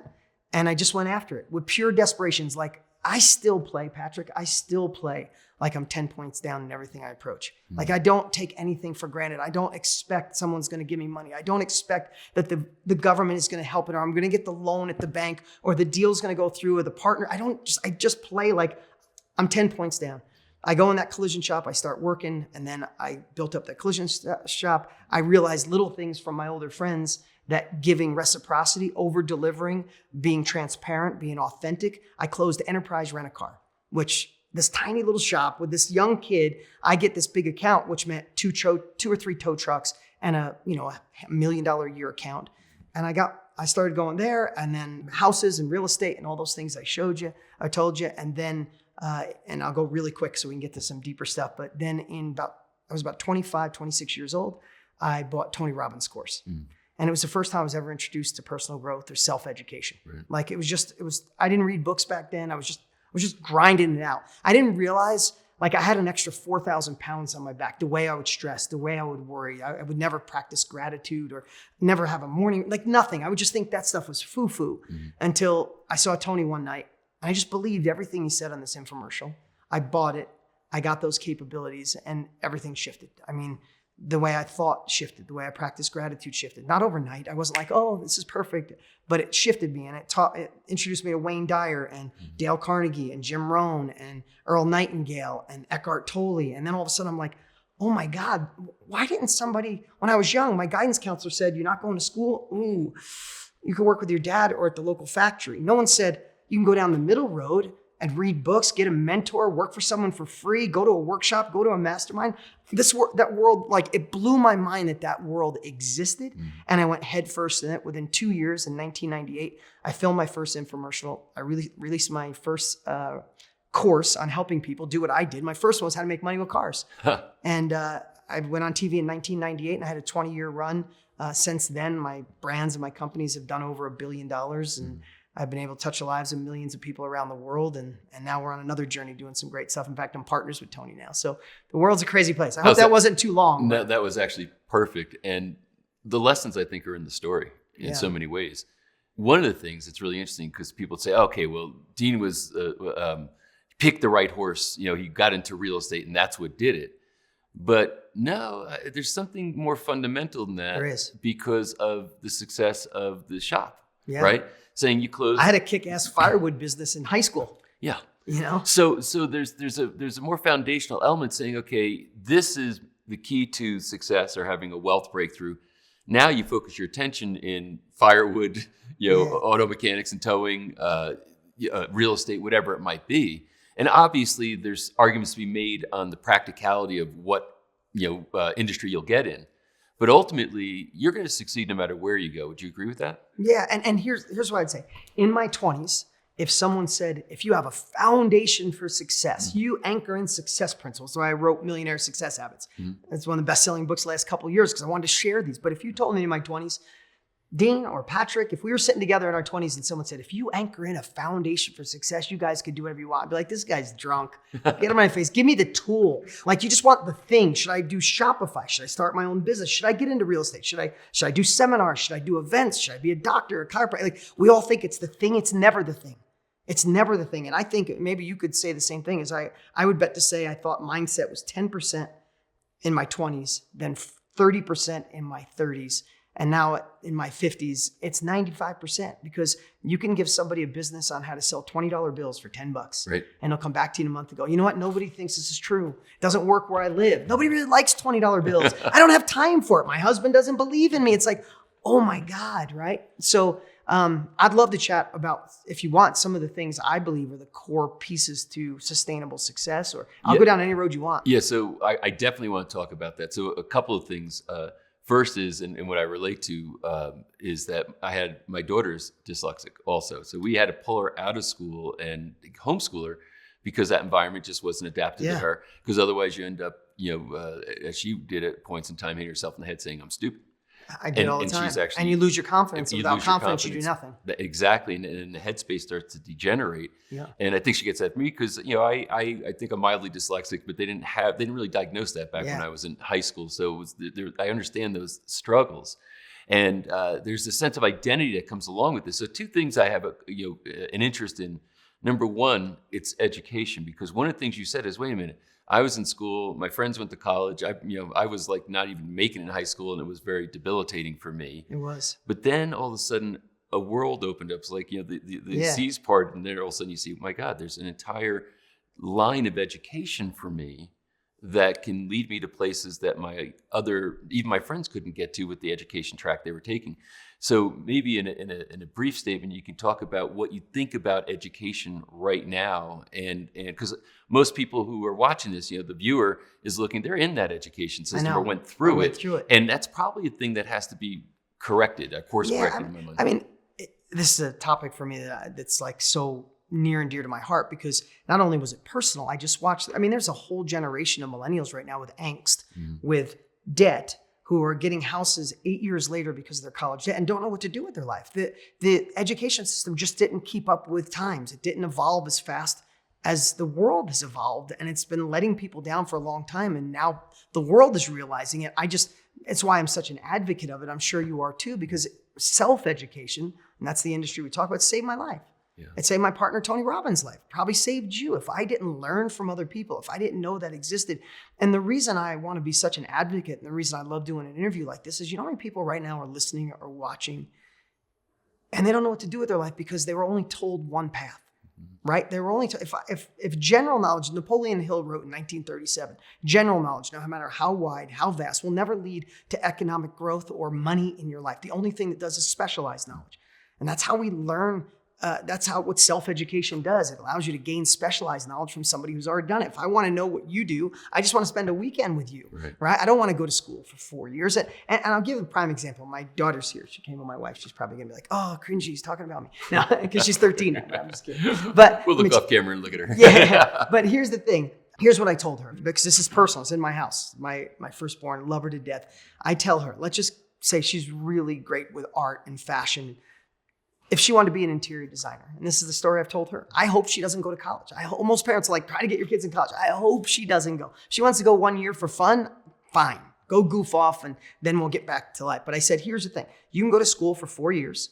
We can pay for that. That's fine. Then you can get out and get a business and maybe an art degree. And then you go work for somebody for 4 or 5 years and see how all that works. And maybe 5, 10, 12 years later, you start your own business. And that's the path so many take. And most people never start their own thing. They get sucked into the mediocrity. They get the mortgage, the car payment, and they got the bills, and they stay in the job. Right. And they never reach into themselves and find another level, right? I said, or Bree, we could search and find the top 5 interior designers in America.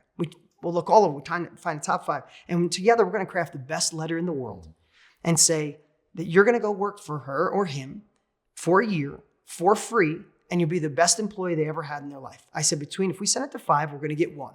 Then we'll go out. If you feel comfortable with them, you work for free, and you be the best employee they've ever had. But the entire time, you are extracting every bit of knowledge. You get them to condense their decade or 2 into a year and extract it. When you're done and you come home, you could start off where they left off. Yeah. That's self-education. And no one ever explained it that simple. Get a mentor, find somebody, get in a mastermind, read books. Books are filled with treasure maps. Think about this, Patrick, with all the books we've read, the people we've met, pretty much every answer to every question I've ever had, I can find between a person I know, a book, a course, or a workshop, or a mastermind, right? But most people don't even know that. It seems foreign to them. Most people think, I want to make more money. Let me go back and get my master's. Do you know right now, if you go back and get your master's, on average in America, it's only about a $6,200 a year raise. Wow. So you go back, spend 2 years, spend the money, it just doesn't work. So self-education saved my life, and it's absolutely, I just got done writing a book. I just launched it called The Underdog Advantage. There's a whole chapter in there that said underdogs self-educate. Because in so many cases, when you're an underdog, you don't have privilege around you. You can't go to the best school. You can't ask your parents. They think you're insane. Your friends think you're an idiot. They tell you to stop dreaming. So what do underdogs do in most cases? If you look back from George Washington or Abraham Lincoln or anybody from Michael Jordan to LeBron James, if you're a sports fan, if you look at any of those underdogs, what did they do? They self-educated. They read the books. They practiced in their room. They got a coach. they self-educated. So yeah, I think one of the biggest secrets to wealth and ongoing wealth and sustainable wealth is you must continue to learn. And who you learn from is so important. You want to learn from, this is going to sound terrible, but you want to learn from a teacher, a professional teacher in a classroom who's never done it? Or do you want to find a non-professional teacher who's actually doing it, had success, and willing to share it? It's an obvious choice, right? Yeah. So there's a thing that I think it correlates with this, is that you have a sense of identity when you're that kid in high school getting ready to come out, starting your business, et cetera. And over time, you have your experiences and you grow. And like you said, you can go from 100 grand a year to 100 grand by 10 a.m. Yeah. That can happen. Yep. Has your identity changed over time, your sense of self and how you perceive yourself? Or do you think it's pretty much the same? I think I probably had moments where it changed, but right now I'm back to who I was, just smarter, wiser, and not as much as a fool, make less dumb decisions. Right. Yeah. Right. Time allows you to figure that stuff out. Right. You hit your thumb with the hammer enough, that hurts. I should stop hitting myself Right, with it. yeah. But I think for me, I actually I like to be. Again, this is one of my traits that I think is everyone should hear. But I like to be underestimated. I like to really practice, not practice being humble. Like it's a practice. Like I want to be humble. I want to always remember, because as much as well as we've done, you could lose it overnight, right? So I never want to rely on that. But of course, it's a part of my identity now that I get to, impact people's lives. I have money. I don't worry about money anymore. I can take care of my family. I retired my parents many, many years ago. I can provide for my kids and do all those things. But I think the more, especially in today's world, and I'm going to digress a little bit here, Patrick, but I think people always ask me, how are you so good at sales? And I think that's my unique ability, marketing and sales. And I create great products once I get it in their hands. But if you look at what I do, I'm extremely authentic with my sales, whether that's on TV, online, whatever I do. And I think that's something we need to take into consideration in today's world. I think leaning into your authenticity, leaning into your weaknesses, being exposed, being vulnerable to your weakness, but letting let the world see your strengths. I think that's what we want subconsciously more than ever. People always ask, what's the X factor? I think I just want to continue to find really who I am and let the world know more of who I am, and work a lot on my strengths and ignore my weaknesses. Interesting concept, or that you're bringing out, is strengths versus weaknesses. And so what I'm inferring, at least I think from what you just said, is that what you do is you build success based on strengths. You don't try to get your weaknesses up. Is that the way you see it? 100%. So your daughter has dyslexia. Yeah. Do you know Ned Hollowell? Yes, very well. Yeah, so Ned's a great guy, right? Yep. ADD specialist. We had a business together, actually. Oh, yeah, okay. Focuses on dyslexia and ADD and things that make kids lose their confidence, right? So I was talking to him one day, and I feel like I probably had ADD as a kid, definitely dyslexia. He said a lot of times they go together. Yeah. So I said to him, how do you cure so many kids? Why does Oprah call you the number one ADD or specialist on the planet? And he said something really, really simple. He said, when you see a kid in class and he's trying to sit down and read, and he can't read, and he's tapping his foot, and the teacher says, you stay there and read until you're done.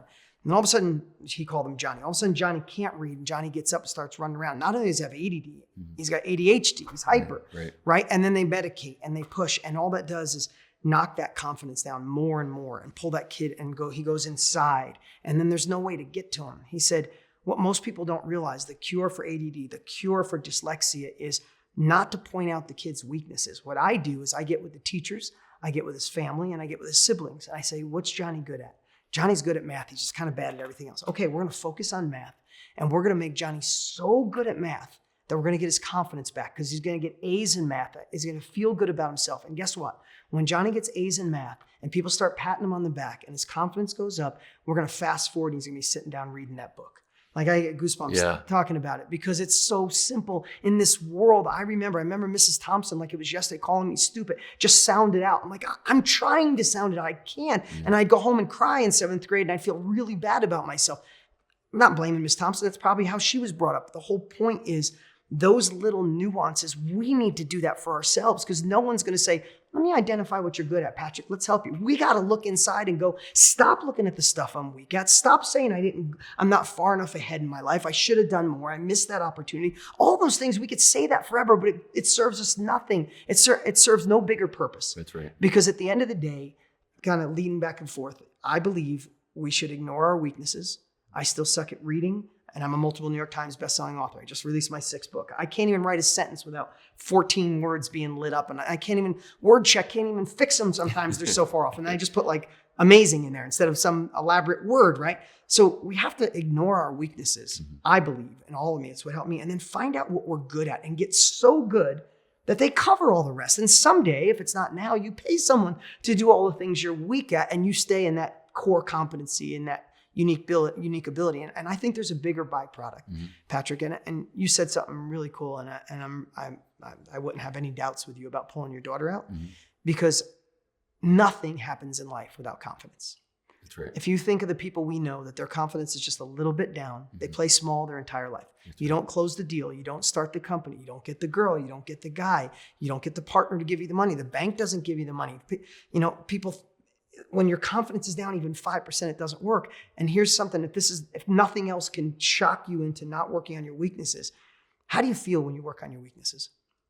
Incompetent. Right. If you said to your daughter, right, she's having a good day, and you tell your daughter right now, if she was here, and you sit her down and say, hey, here's a book. Can you read these 20 pages to my friend Dean? How would you make her feel? Yeah, right? Exactly. If you did it to me, I'm literally reading my book, my 6th book. I'm reading it. I'm a month in, dude. I still can't read. Right. My brain goes faster. My eyes and my brain goes faster. Like I know what's coming next, and I skip, and then I mess up the words, right? If you did that to me, I would lose my confidence. And when you lose your confidence here, am I supposed to go down the street and do good on video, or go down and close the deal, or make a deal on the house, or whatever business you're in? You don't. So to go along with that, work on your strengths and ignore your weaknesses, is one of the biggest things for success, is protecting your confidence. And if watching the news robs your confidence, don't watch it. If reading out loud dings your confidence, don't do it. Like I tell my kids all the time, like, a teacher wants you to read in front of the class and you don't want to, don't. Just say no. Just say no. Right. Like if you work with me and you're on my team and you said, hey, I'd be really embarrassed to read in front of me. I wouldn't go, well, then I think I'm going to fire. But like, then don't read. Right. What are you good at? Right. Oh, I like doing this. Okay, bring in your artwork, or do, like, I would never do that. And that's not the real world. And that's what we miss. But someone did that to her teacher or his teacher, and they just think let's make them get great, work on your weaknesses to get stronger. It's like, no, then you end up with a bunch of weaknesses that are okay, rather than polishing this diamond that lives inside of all of us. What's brilliant in that example or that metaphor is the fact that everybody, and well, maybe let me see if you have the premise before I make the statement. Is it a premise that you hold that everybody has some genius in them? Everyone. They just, okay, so Everyone. there's nobody, so somebody out there saying, well, no, I'm not really good at anything. BS. That's a fallacy. So that everybody has some genius. And of course, if they're working in their genius or expressing it, like my daughter's a genius songwriter and a singer. So Good that's, for her. yes, Exactly. and that's her life, that's her career, you can't stop her from wanting to sing. Right. And when she's singing, like, as you talked about confidence, like trying to get up and read in front of a room, or what her experience was, horrible. I was worried. I'm speaking in front of 3,000 people. There's a band on stage, so that they invite us to come do a song with them.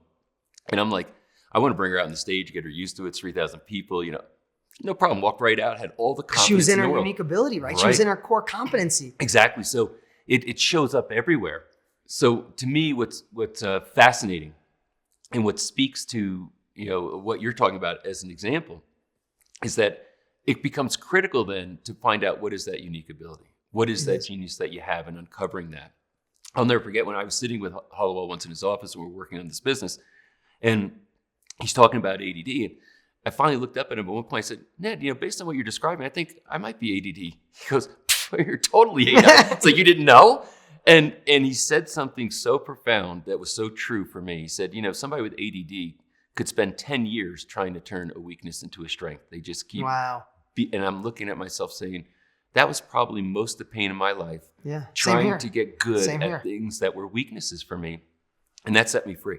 Yeah, in a big way. And Pat, the reason you and I are talking about so many different conversations, it's been too long since we've been together. I have so many things I want to share. So I love this. And I hope we're not going in too many different directions. But I have to tell you, so just talking on this, because I really want to anchor this in, because there's a lot of people watching or listening right now that have been carrying around a weakness since they were in school. They were told they were sloppy, they were unintelligent, they couldn't read, they weren't fast enough, they were lazy, they were a procrastinator, and you carry that.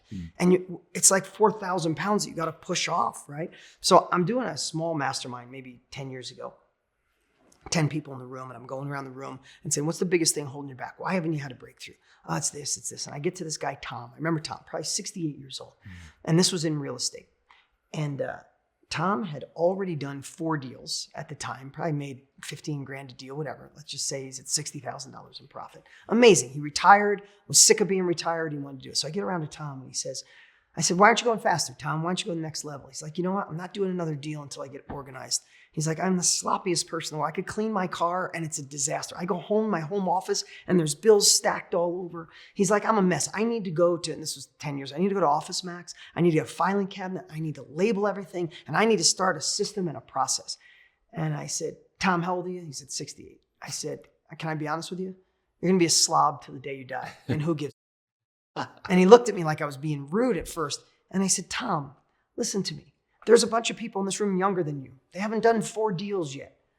You did 4 deals. Why do you think you did those deals? He goes, I kind of got a knack of hitting around to find these deals. I said, oh, wait a minute. What do you mean? And he explained. And I said, let me just ask you, do you think it's worth your time at 68 years old to try to keep your car clean or your office clean?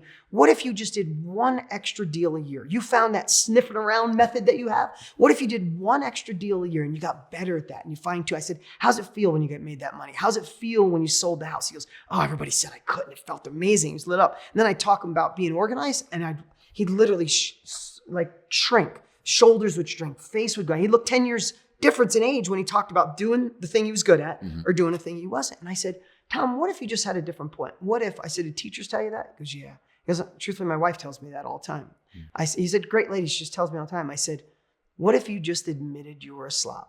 What if you got amazing at what you're already good at? You did 1 extra deal a year and you paid someone to clean your house, clean your car, and keep you organized. And he started to cry. And he's like, well, why didn't anybody ever tell me this? And I went over and hugged him because he was crying. Because you know why he was crying? Not because of what I said. He was crying because he held on that he was inferior because he was a slob since he was a little kid, his mom yelling at him to clean his room, his wife getting on him, probably at work getting on him. This was an amazing man who had a weakness. Who gives? I'm never going to get good at spelling ever in the history of the world. He's never going to be clean. And here's the cool part.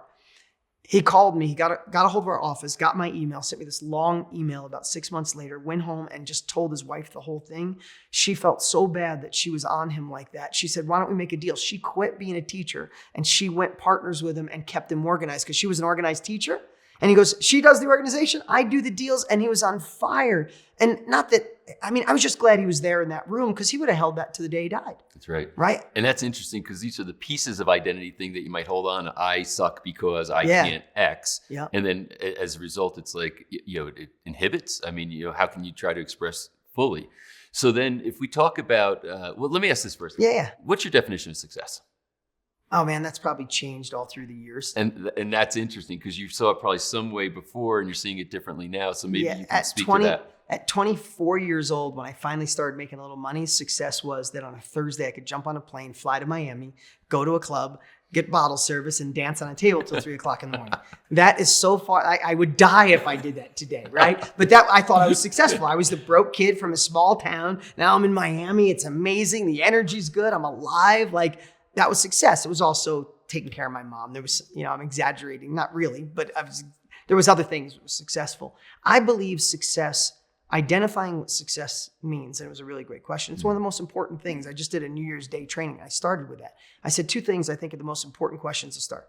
What's success mean to you? Mm-hmm. And who do you want to become? Right. And my buddy, Tony Robbins, when I was 48, looked at me and he said, who do you want to become in your 50s?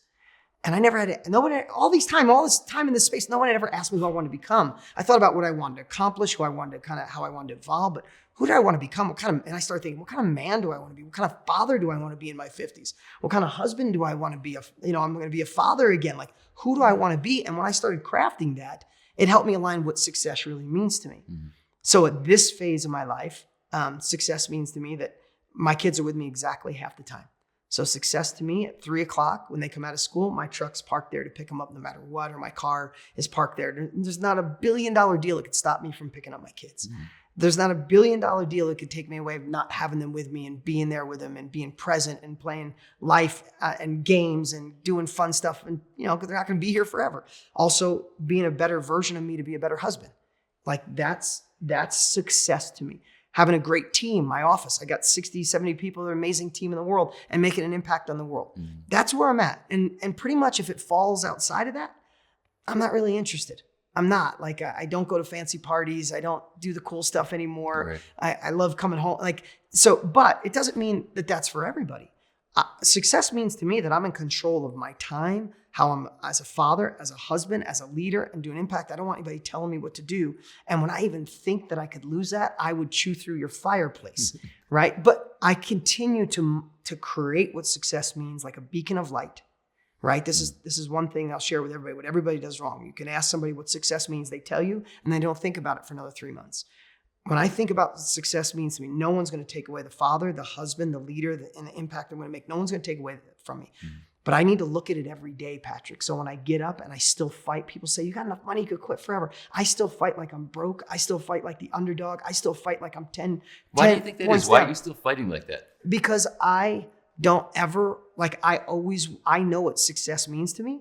And it's like that, I was talking about like a beacon of light, like I model it, but then I always push it out like 20 feet from me. I never keep it right close to me. And you enjoy that? I do. So you like the energy? I do. The energy of being, you'd rather be 10 points down than 10 points ahead. I do. I love that. That's just for me, but I identify that. Understood. And I do that because like right now, I want to help fix, along with my partner, Tony, look at, you're on a mission. Look at what you're doing with your documentaries. It's amazing what you're doing. With my partner, Tony, we want to help provide an alternative to the current education system. We want to make self-education the new norm. 10 years, somebody goes, you went to college? Oh, I'm sorry. Oh, you got self-educated? Okay, come in the door. Like, that's what our goal is. So when I wake up in the morning and I think about that, dude, I'm fighting like I'm broke. I'm fighting like I'm living in the trailer again. I love it. Like I am. Like I'm at the office right now, bore the team and after the team right now, because of that. So To me, it says that that you maintain purpose. And the purpose is that fuel that keeps driving you to do what you're doing. One of the things that comes to mind as you're explaining success and giving it the characterization that you are. In a previous series, we interviewed Roger Hamilton, if you know Roger. Oh yeah, I know that. And I asked the question, "How do you define wealth?" And he said, "Wealth is what you have left after all your money is gone." And I thought that was that's really great. Isn't that a really good definition? I'm gonna think about that forever. Yeah, it's just like, and to me, that's what it sounded like, saying, hey, you know what? All the money we're gone, my wealth are all these things that I have in place, which includes your intellectual capital to go recreate. Of course. Again. And the thing I'll say though, Patrick, is I'm not gonna poo-poo on wealth. Like, here's the thing I know. My dad is a good man underneath it all. Yeah. My mom's an amazing lady, right? If I look at them, the closest people in my life, other than my family that's here with me now. But money was always an issue with them. So when money is an issue, you don't have time to figure out how to eat vegan or plant-based, or get a personal chef, or get a personal trainer to get you in better shape. When you don't have money, you don't have the opportunity to go to a Tony Robbins event or go on a 90-day binge and reading a book every 10 days and work on your inner peace and get rid of the demons you have from your parents, or being molested or being taken advantage of or being cheated on. Like, all those things, neither one of my parents ever had a moment. And I'm not making excuses for them. They just didn't have a moment to work on themselves because they were always working to make just enough money to pay the bills. Yeah. Right? You're in survival. So you're in survival mode, and who could blame them? Right. So what I say is, when people say money can't buy happiness, like BS. Like, I believe if you build a core for success, and that's start, you have to have the mindset and the foundation and the habits. Without that, you're going to be spinning your wheels and you'll dabble in everything. Then bring in the right capabilities, whether that's a Shopify, real estate, and self-education, whatever it is, a million different things, being a chiropractor, being a doctor. You have that foundation. They're the people who win. Right. Look at the people successful in your life. They have a mindset that gets them over the obstacles. Right. Plug in anything, they'll be successful, right? If you plug in that, success happens, right? So for me, if you can sacrifice a year or 3 or 5, because those years are going to go by anyway. That's right. And you can build some wealth in your life. For me, when I got money out of the way, it's when I started to look internally. And I'll tell you, when I wasn't running to chase the money to have freedom, when that stopped, it was a weird time in my life. I don't know if you ever felt that, when there was no more like, I'm here, I have the house, I have the money, there's no bill collectors, I'm not going broke. It was like a weird time, but that was the time I went inside. That's the time I started getting therapy on a deep level, reading books obsessively, reading books that healed my soul and my past wounds, and saw what I messed up in last relationships and said, why did I do that? And how I could be a better man, better father than my father was. And I became a better person because I got to work on me, not my poor parents trying to pay the bills. Yeah, you bring up a really interesting point about saying, hey, what happens when suddenly that pressure's off? And you've lived in it for so long. Yeah. My wife, who is also my muse, taught me that we get addicted to the hormones of stress. There was literally a withdrawal. It's like saying, wait a minute, there's big things going on right now, but it's all handled, and I didn't know how to be comfortable without the stress and the pressure. Understand. I've been there. It was like a withdrawal process, and mindfulness practices are the way to transcend that, which is what it took for me. Yeah. Really. But you had to get to that point to work on mindfulness practices. That's right. And that's the point you're making. Yeah, at 27, I don't know what you're doing at 27, but if someone said, hey, let's get you some mindfulness practices. I'm going to go grab a cocktail and I'll be just fine. Right? You know what I mean? And those are the stages of, kind of the trajectory or the arc of life, because you're exactly right. At 27, it was not, No, I was working 7 days a week, night and day, as an entrepreneur, and loving every minute of it. And I didn't want to stop to think about things. I wanted to do. I was in exactly. If you don't stop, you don't think. You're good. That's right. You're golden. Yeah, you don't have to pay attention to any of these things. So this is, to me, completely fascinating. And overall, when you look at embedded in all the things that you described, what success takes, how people can self-identify with weaknesses, and suddenly it starts to take them down. The importance of confidence. All these things, it's all gold. It really is the gold. Here's one thing, and maybe sort of a final thought as people are watching this. I observe many times people who've struggled for years. I've worked with people who've been struggling for years as entrepreneurs, and they stay just in survival mode. they're paying the bills, but it's stressful. They're not breaking through, and they're looking for a wealth breakthrough. And so often, I've found that they're literally just 1 or 2 clicks away. Yeah, they're on the 1 yard line. They don't even realize it. They don't even realize it. So is that your experience also, that many times people, they've been putting in the years, they've been studying. Yeah, as you're saying it, can you think of 10 people you know? At least. 10 friends you have. At least. 5 women, 5 men you can think of right now that are in the game. They know some of the same people we know, but they never can get past that threshold. Yeah. And I would say, some of the things, a good friend of mine, Randy Garn, I don't know if you know Randy. I know Randy really well. Sweetheart. Just had dinner with him last week. Yeah, he's a sweetheart of a guy. Randy has a saying he always says, the little things aren't the big things. The little things are everything. Yeah. And I want you to think about what I'm going to say right now is a little thing that you've heard before.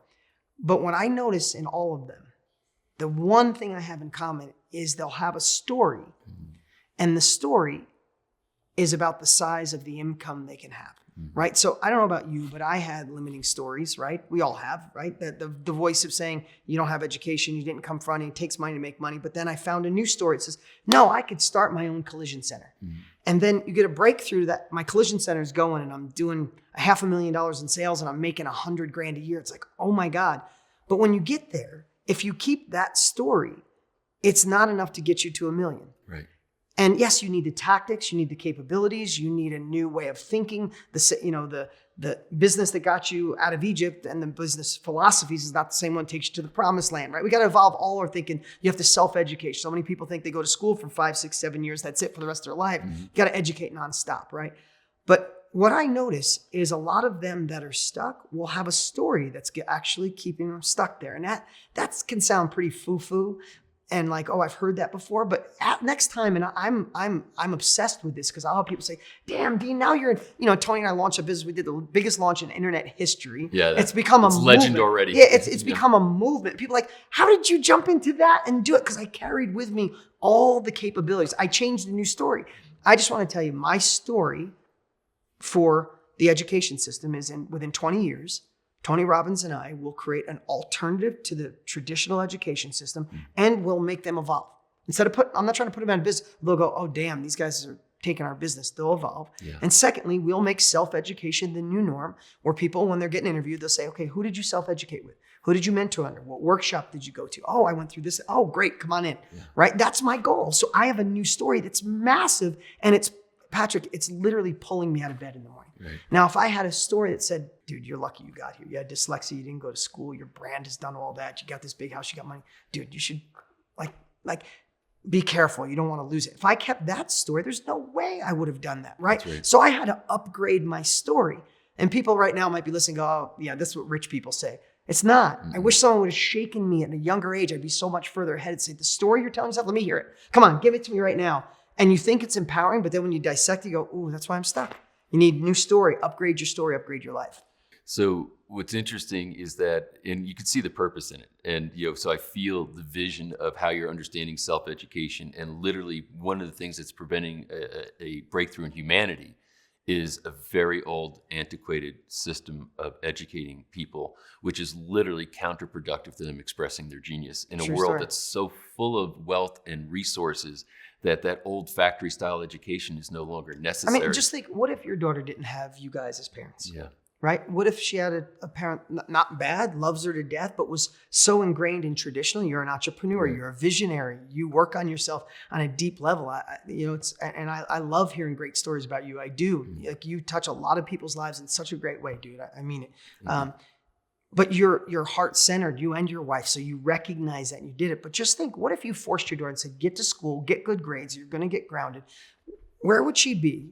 Compared to, you probably fast forward 5 years from now, she's going to be leaning into who she is, singing in front of thousands of people, making people have experiences through her music, through her impact, and changing the world, right? Same person. That's right. Just different stories. Different stories. Just different stories. So, and education is the path to writing a new story. It's creating a new story, right? Which is just amazing. So I'm like overly excited and stimulated because I know when you're talking about this big vision of shifting the system, it's not like some abstract, goal that is like you're just reaching for the stars. You mean it. Yeah, I mean it. And I know I believe Tony we're going does to do too. it. And so does Tony. I think if two people could do it, we could. I hope we can help you. I really love that. So listen, I can't express my gratitude for you to come here to share all this. I know it's going to make a big difference for the people who are watching, and I am just uber excited for what you're going to be creating in the future. So thanks so much for this time and effort. You got it, man. I appreciate it. You pass many of these every day. As a matter of fact, you probably patronize many of these each day. What am I talking about? Franchises. Most people don't recognize how lucrative a business a franchise can be. And it may seem like, oh, it's out of your realm of expertise, you don't understand it, it's not an area that you can go. People have some money saved, they don't know where to put it. One of the things you want to do with money is create cash flow, which is what franchises do in a pretty predictable way. But what do you know about it? Well, you're about to know a lot about it. My next interview is with Eric Van Horn. He is an expert in franchises. He's had many in many different categories, and he's going to explain to you why owning a franchise should be one of the considerations you might want to have if you're considering a wealthier future. Enjoy this interview. Eric, thanks for taking the time to sit and talk with us. Oh, it's my pleasure. So we're going to be talking about franchising. That's your area of expertise. Really excited to have this conversation because not many people talk about this when we talk about wealth, and I think it's an important area. How did you get into it? What brought you into doing what you do? Well, I remember when I was a kid in high school, my dad was an entrepreneur as far as I knew because he had a job and then lost his job and then started his own business. And he was working a lot and working in the business, had employees. And then one day I came home from school and I started to play in the yard, doing some fun stuff. And then he was there and was interacting with me. And little did I know that that was a conscious decision that he made, was to spend time with us kids at that time. And I realized that I want to do that when I'm grown up. I want to be able to spend time with my kids, and entrepreneurship was the avenue for that.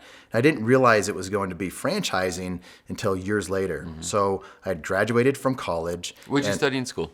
Business, business administration. All right. And I went for 2 years, and then I took a year off, and I traveled a bit, and then came back and finished up my second year, 2 years of school, and I graduated with a degree in business, and I was ready to go to law school at that point. And I took the LSAT, and I was registered for school, and then I realized how much work it was going to be. The attorney route was not going to give me the lifestyle that I wanted. And so I was in my early 20s and I started a landscaping company. I started this landscaping company and I was mowing a lawn, planting flowers for some older lady. And she came up to me and gave me some water and said, basically, Eric, what do you want to do when you grow up? And I said, I want to be a real estate investor. And then the next thing that she said is like, oh, we did that about 20 years ago. And I said, well, what do you mean? She said, we did it for tax purposes back then. We have this condo down by the beach, and I was in Virginia Beach at the time, and I was just intrigued. Tell me more. And she said, we just want to sell it now. We want to simplify our lives, and we don't want the headache of having a tenant in that condo anymore. And, being a guy that was wanting to be entrepreneurial, I said, well, how much do you want for it? And I didn't have any money at the time. I was about ready to go to law school. And she said, we don't want anything for it. We just want someone to take over our payments. And so I was studying real estate at the time, and I realized there was something back then that was called an assumable mortgage, where I could really just assume her mortgage. And so I came back to her house. I delivered her an option contract with $100, and the option contract said, I have the right to buy your house in the next 30 days and with no money down. And she said, all I want is for someone to pay the closing costs. And so I called up my parents. I said, you're not going to believe this, but I have this opportunity and you can buy this house with me and we'll split the profits 50-50, but I need you to come up with a closing cost. And so they wrote the check for the closing costs. And well, before that, they said, Eric, it sounds too good to be true. And my real estate broker said, I don't know how Eric did this, but he did. And if you guys don't do this with him, I will. And so we bought the house, and a few months later, they bought me out. My parents bought me out of my portion, and I had my first large chunk of money. It's not very large now, but at that time, it was a lot of seed money for me. And I knew enough not to go buy a new car or do something like that. And I had some friends looking at some franchises at the time. And I really didn't even know what a franchise was. I went to business school and we really didn't even talk about franchising. And so I ended up meeting some people that were franchisees, and then I was meeting the founder, and I realized, wow, this is really interesting. The whole concept where there's something that was a proven model that I could step into, and I don't have to do everything from scratch. And so I ended up buying my first franchise in my mid-20s. What was that first franchise? That first franchise was Liberty Tax Service. And I had no desire to do accounting or taxes, and I don't think I ever did a tax return as an owner of that. And it was a really good lesson in business for me because I was a marketer, and this was really a marketing company. The product was taxes, but the way to get revenue in the door was marketing. And then I was always looking for opportunities. And the founder of that company at the time had started another tax business. So he had history in the business, and he had history in selling a lot of franchises. So in addition to owning the franchise, I sent him an email. I said, I would like to sell franchises. I would like to learn how to do that. And he said, I'll never forget it. The reply back in that email was, show up on this date and we'll give you a shot. And so it was a challenge in a way, right? And I knew that's how he operated. But I also knew that he mentored people in groups, so that he spent an hour every day at 4 o'clock, our 4 o'clock meetings with all of the franchise development reps, which are salespeople. Right. And he spent an hour with us, telling us, teaching us, coaching us, and helping us help him sell franchises. So and then I realized being on the inside of a franchise has its benefits as well. Yeah. So was that franchise successful for you? Did it work? It was a challenge at first. So I look back, and it was one of the toughest franchises that I've ever owned. And I've gone on to own a number of them, and that was, to that point, it was a really tough franchise. It was a seasonal business. And getting into the seasonal business, I thought, well, I only have to work 4 months out of the year. But then you have to hire new people every year. And there's just challenges that come along with that. And the industry went through a lot of different changes. So we were constantly having to adjust from a hiring standpoint and adjust from the industry changes and just the way things were going in that business. So it was a really difficult business. And I owned and ended up owning 12 stores Oh, 12 of them, huh? Yep. Wow. In Kansas City, I had some. And then in Austin, Texas, I had some. And after owning them for about a year, I bought what's called an area development. And a lot of people know it as master franchising. Right. And I bought that with my parents, 50-50 partners in Austin, Texas. And so I remember at that time flying into Austin, and people, when you're on an airplane, they ask what you do. And I said, I own Liberty Taxes here. And nobody knew what that was. So 10 years later, almost 10 years later, I flew into Austin. Someone asked what I did. I told them. They said, you guys are everywhere. So I understood the power of franchising. I understood how you can quickly grow a brand. You can quickly grow a market. And as an area developer, I took that market. I bought that entire region, and we started out with 4 franchisees, and we ended up with 42 locations. Wow. And as a master franchisee at the time, I got half of the royalties off of that. So I was like a mini franchisor in that market. And when I ended up selling that was my first real large chunk of money that came into my bank account that I'd never seen before. And that was seed money for the next thing that I started to do. So before we get into that next thing, so when you had the development deal, the master franchise, so you were kind of both selling franchises, because it wasn't you personally just going to put up all 42. Correct. You went and recruited a bunch of people to put them up, and you had a piece of each one, so you were their partner in essence. Is that the structure? Yeah, I was kind of the middleman between the franchisee and the franchisor, and I would sell, and so that's why I wanted to work at the corporate office to learn how to sell, so I didn't have to figure that out myself. So I was selling for myself in Austin, Texas, and then I was selling in other parts of the country for the corporate office. So anybody that was looking at a franchise, they would come to me, and then I developed a personal relationship with them, and I got to know them and their families, and so I really wanted to see them succeed. So 1, I would sell them, but number 2, then I would support them. Yeah. And that's really when I started to understand franchising, because really at that point, they didn't really understand what I did, or they didn't really value what I did as an area developer. Right. And I knew that at the time. And so it wasn't a job where I was getting a lot of thanks. It wasn't a business where I was getting a lot of thanks from them. But I also knew that I was giving them a ton of value. And when I ended up selling that area development, I would get all kinds of emails from them. Eric, we never realized how much support you gave. We never realized how much you did. Right. And then I just realized, like, I want to be a part of brands, franchises that offer a lot of support and a lot of help to their franchisees. What did it cost for you to get an area development deal? Is it basically you just have to hit a certain mark of in development as far as the amount of franchises you're putting up? Did you have to purchase the rights for the area? How does that deal work? Yeah, so at the time, I think the prices have gone way up since then, and it was really expensive for us at the time. What year is this roughly? This was in the early 2000s. Okay. And the way they priced these back then, I think they still do it today, is either by territory or by population. And it was in the hundreds of thousands is what we paid for that. And what you're really doing is it's a super passive business, because you get them up and going. And then once somebody knows how to run the business, you don't have to do a whole lot of coaching at that time, because when they open up their second location, they don't need you as much. Right. And when they open up their third location, they really don't need you. And you had people doing second and third locations, not just the ones.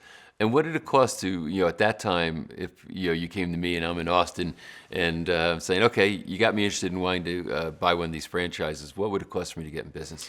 The franchise fee was about $40,000 Okay. at that time. So they would come up with $40,000, and then it wasn't that much more. It was around the $100,000 mark to get started, because we weren't going into high-end real estate. It was small square footage, not in the best of centers, not in the best parts of town, and so landlords weren't asking premiums for those locations. So it was a really inexpensive business to get going. So at a point in time, you decided, okay, we've got 42 of these things. You own this, basically you own the development deal, and you get cash flow from each of the, I guess they give you an override. So is it the franchisee that was paying you, the franchisor, or both? The franchisee was paying me, but they were paying the franchisor the royalty. So let's say there was $100,000 of royalties that were paid. $50,000 would come back to me. So Okay. the franchisee would pay the franchisor, and the franchisor would then pay me. Okay, so the franchisor was basically paying you out of their proceeds for the development deal. I see. And then, and you also had transferable rights, meaning you can sell your position there, which is what you ended up doing. Yeah, and a lot of times when you have an area development like that, it's the corporate office, it's the parent company, the parent franchisor that buys it back from you. Because as an area developer, you are the Massage Envy did area developments, and there's a number of different franchisors that use that as a growth model, because we paid the franchisor money when they didn't have a lot of money typically when they're just getting started. Right. They didn't have to pay for the operational team. I was the operational team. They didn't have to pay for someone to sell franchises because I did that. Right. And so it was a win for them early on, cash injection, free labor. But on the back end is when it was a win for me, because then they wanted to purchase back that cash So flow. they bought it. So it was the franchisor that bought you out. Correct. Oh, that's great. So then, what was your next move? So now you say, "Wow, okay, suddenly I'm rich." Yeah, I'm rich, or at least I thought I was at the time. And so I was wondering what was next for me. And I knew about this thing called franchise consulting. And I knew that there was a company out there that helped people buy franchises that didn't know what they should do. And I knew about franchises, so I didn't need educated on that.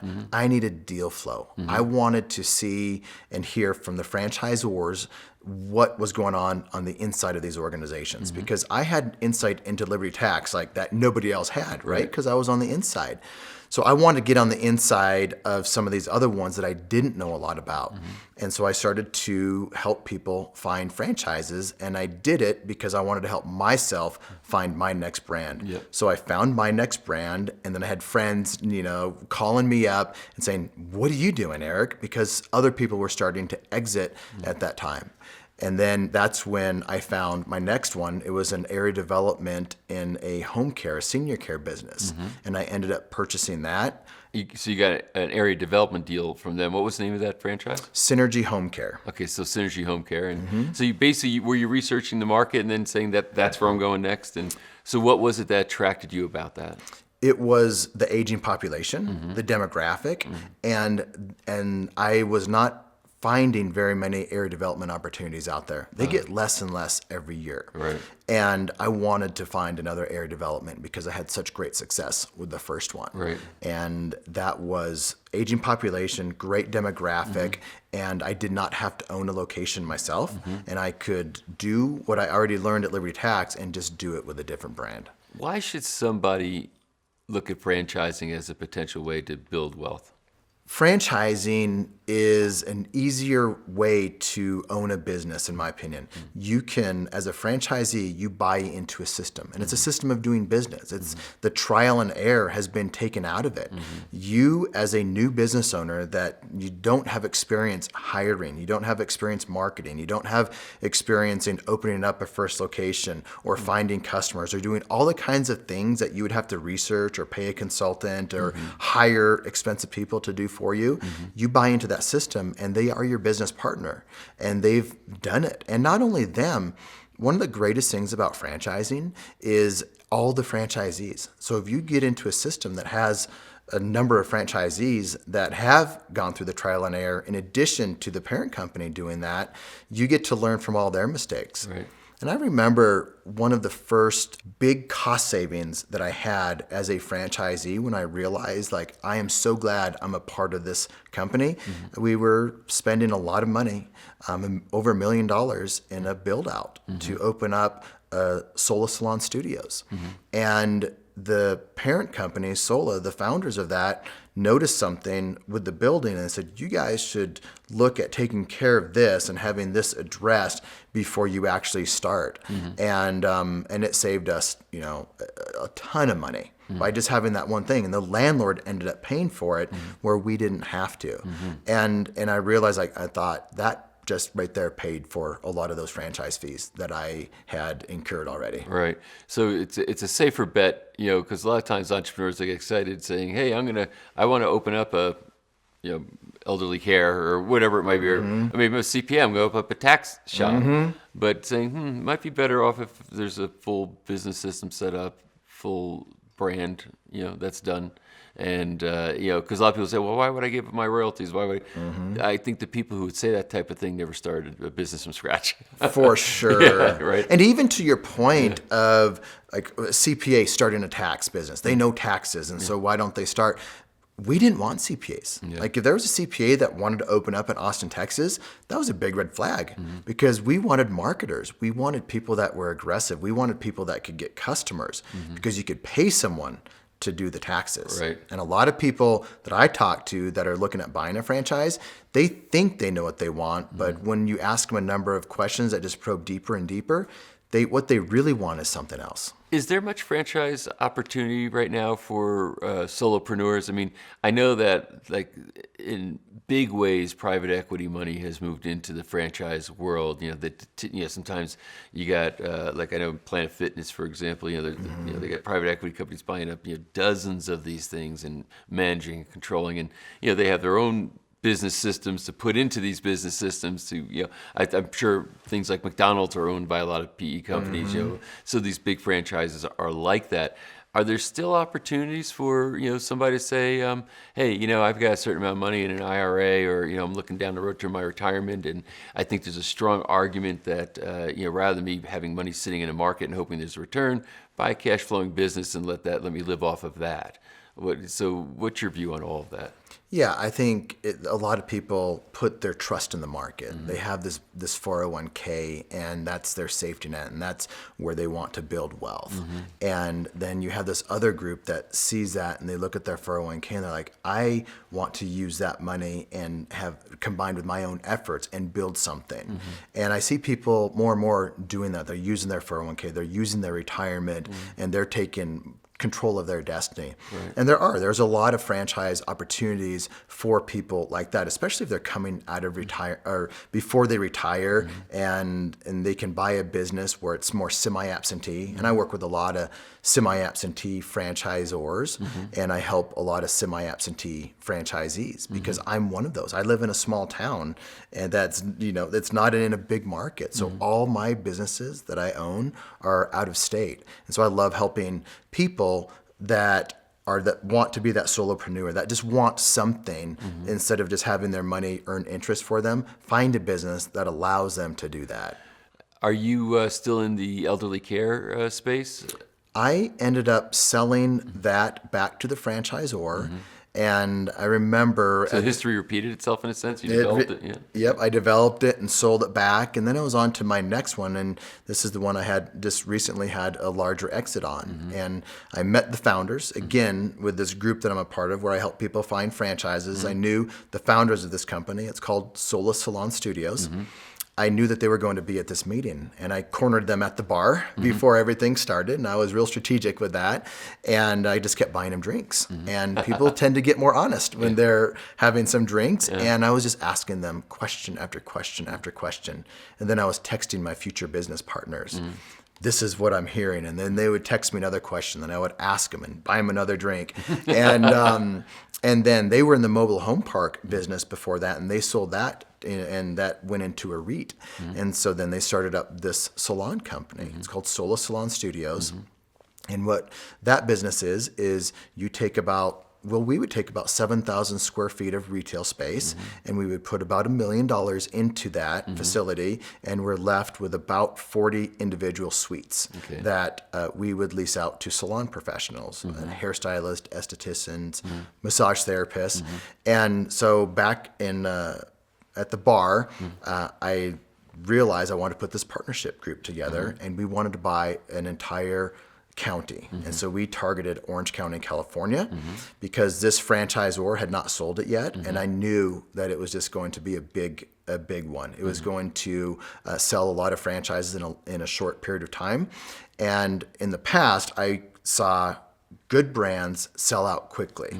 And I knew I could open up a couple of them myself. And I knew with the partnership group, I could open up a lot of them myself and negotiate a better deal and lock up a larger territory. And that's exactly what we did.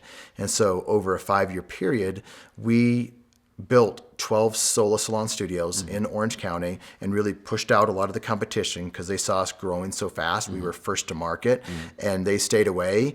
for the most part. And about 5 years later, there was another opportunity to exit. So you had the master development deal on that particular one, plus your partnership. Did they also put up franchises that you owned in that deal? So this was the first one that I was not a master developer Okay. on. I was not an area developer. I was a franchisee, and we secured the rights to block everybody else out so we could develop Orange County unencumbered. That was our market. And to that's start 12 building on. stores. It was actually, we purchased the right to 12 stores, and then they wanted to put more stores in there. And that's when we knew we didn't want to keep developing, and we didn't want them coming in or competition coming in, and we had a choice to make. That's when you sold it? Yeah. Now, did the franchisor buy them or somebody else bought them? That's another interesting one. It was private equity that bought that one. So that was my first time dealing with private equity and dealing with that process. It's a long process, Yeah, much longer than the other ones. Yeah. And it was the private equity company that ended up buying the parent company, Sola. Oh, really? So So they sold too. Wow. So they sold too. We were the first ones. We were the only ones to get acquired during that process. But what was great about that, we were an attractive market. We had 12 stores, and there was room to grow many more stores in that market. And so they saw there was a lot of runway. There's a lot of white space in that market, and so we took advantage of that, and we exited. Was the business model there that it was rental income basically, that you're getting leases where you can subdivide and then you can rent individual things? Or where was the revenue generated? The revenue is exactly generated that way. We had 40 individual suites, and we would lease those out to salon professionals under 1 to 2 year contracts, and we would charge them every week. In that business, they're used to that. Wow. And that's what's interesting. So many people, they see a business and they think the business is something. Like, I would tell people I'm in the salon business because I didn't want to get into everything and explain it to them. My daughters thought I was in the salon business. And they thought I knew how to cut hair and do all of that stuff. And they thought it was pretty cool at the time. But I was in the real estate business. So in my mind, I was in the real estate business. And then that's really when I started to experience extreme semi-absentee ownership. We had 12 locations, over $12 million invested into them. And we had about 5 full-time people working for us. Wow. We had our director of operations, and then we had 2 to 3 leasing agents, and then at any time we had 1 admin person and a person that was doing all of the fixing of stuff. And the franchisee was responsible for the marketing for the most part, which was you. So I imagine you had some marketing people on hand too to promote the place.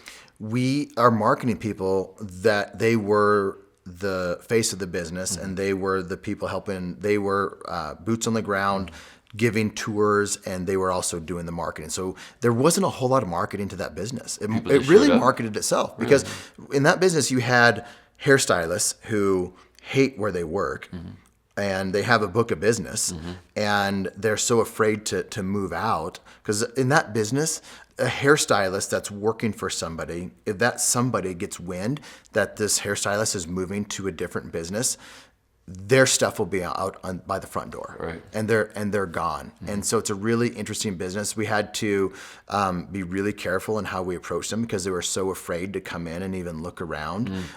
So there wasn't a whole lot of marketing that we had to do, and they were ready to start making more money themselves. They wanted a simple, easy way to make money, and we provided that solution. Their other option is to continue working where they are, which is full of drama, and they absolutely hated it, or to go find their own space, build it out, lease it up, sign a long-term commitment, a long-term guarantee, and they didn't want to do it. Nor probably had the resources to, even if they wanted to. That's what they enjoy. They enjoy interacting with people and doing their service. They don't enjoy running a business. So like everything else, it seems that good franchises are solving some sort of a problem.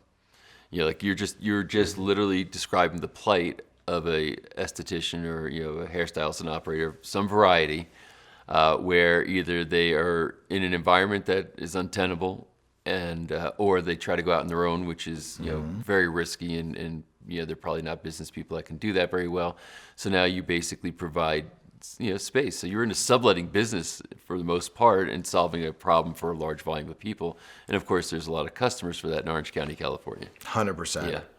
Wow. So you have another move? Yeah, what's next for me is I'm becoming a franchisor, and I'm helping franchisors become better franchisors.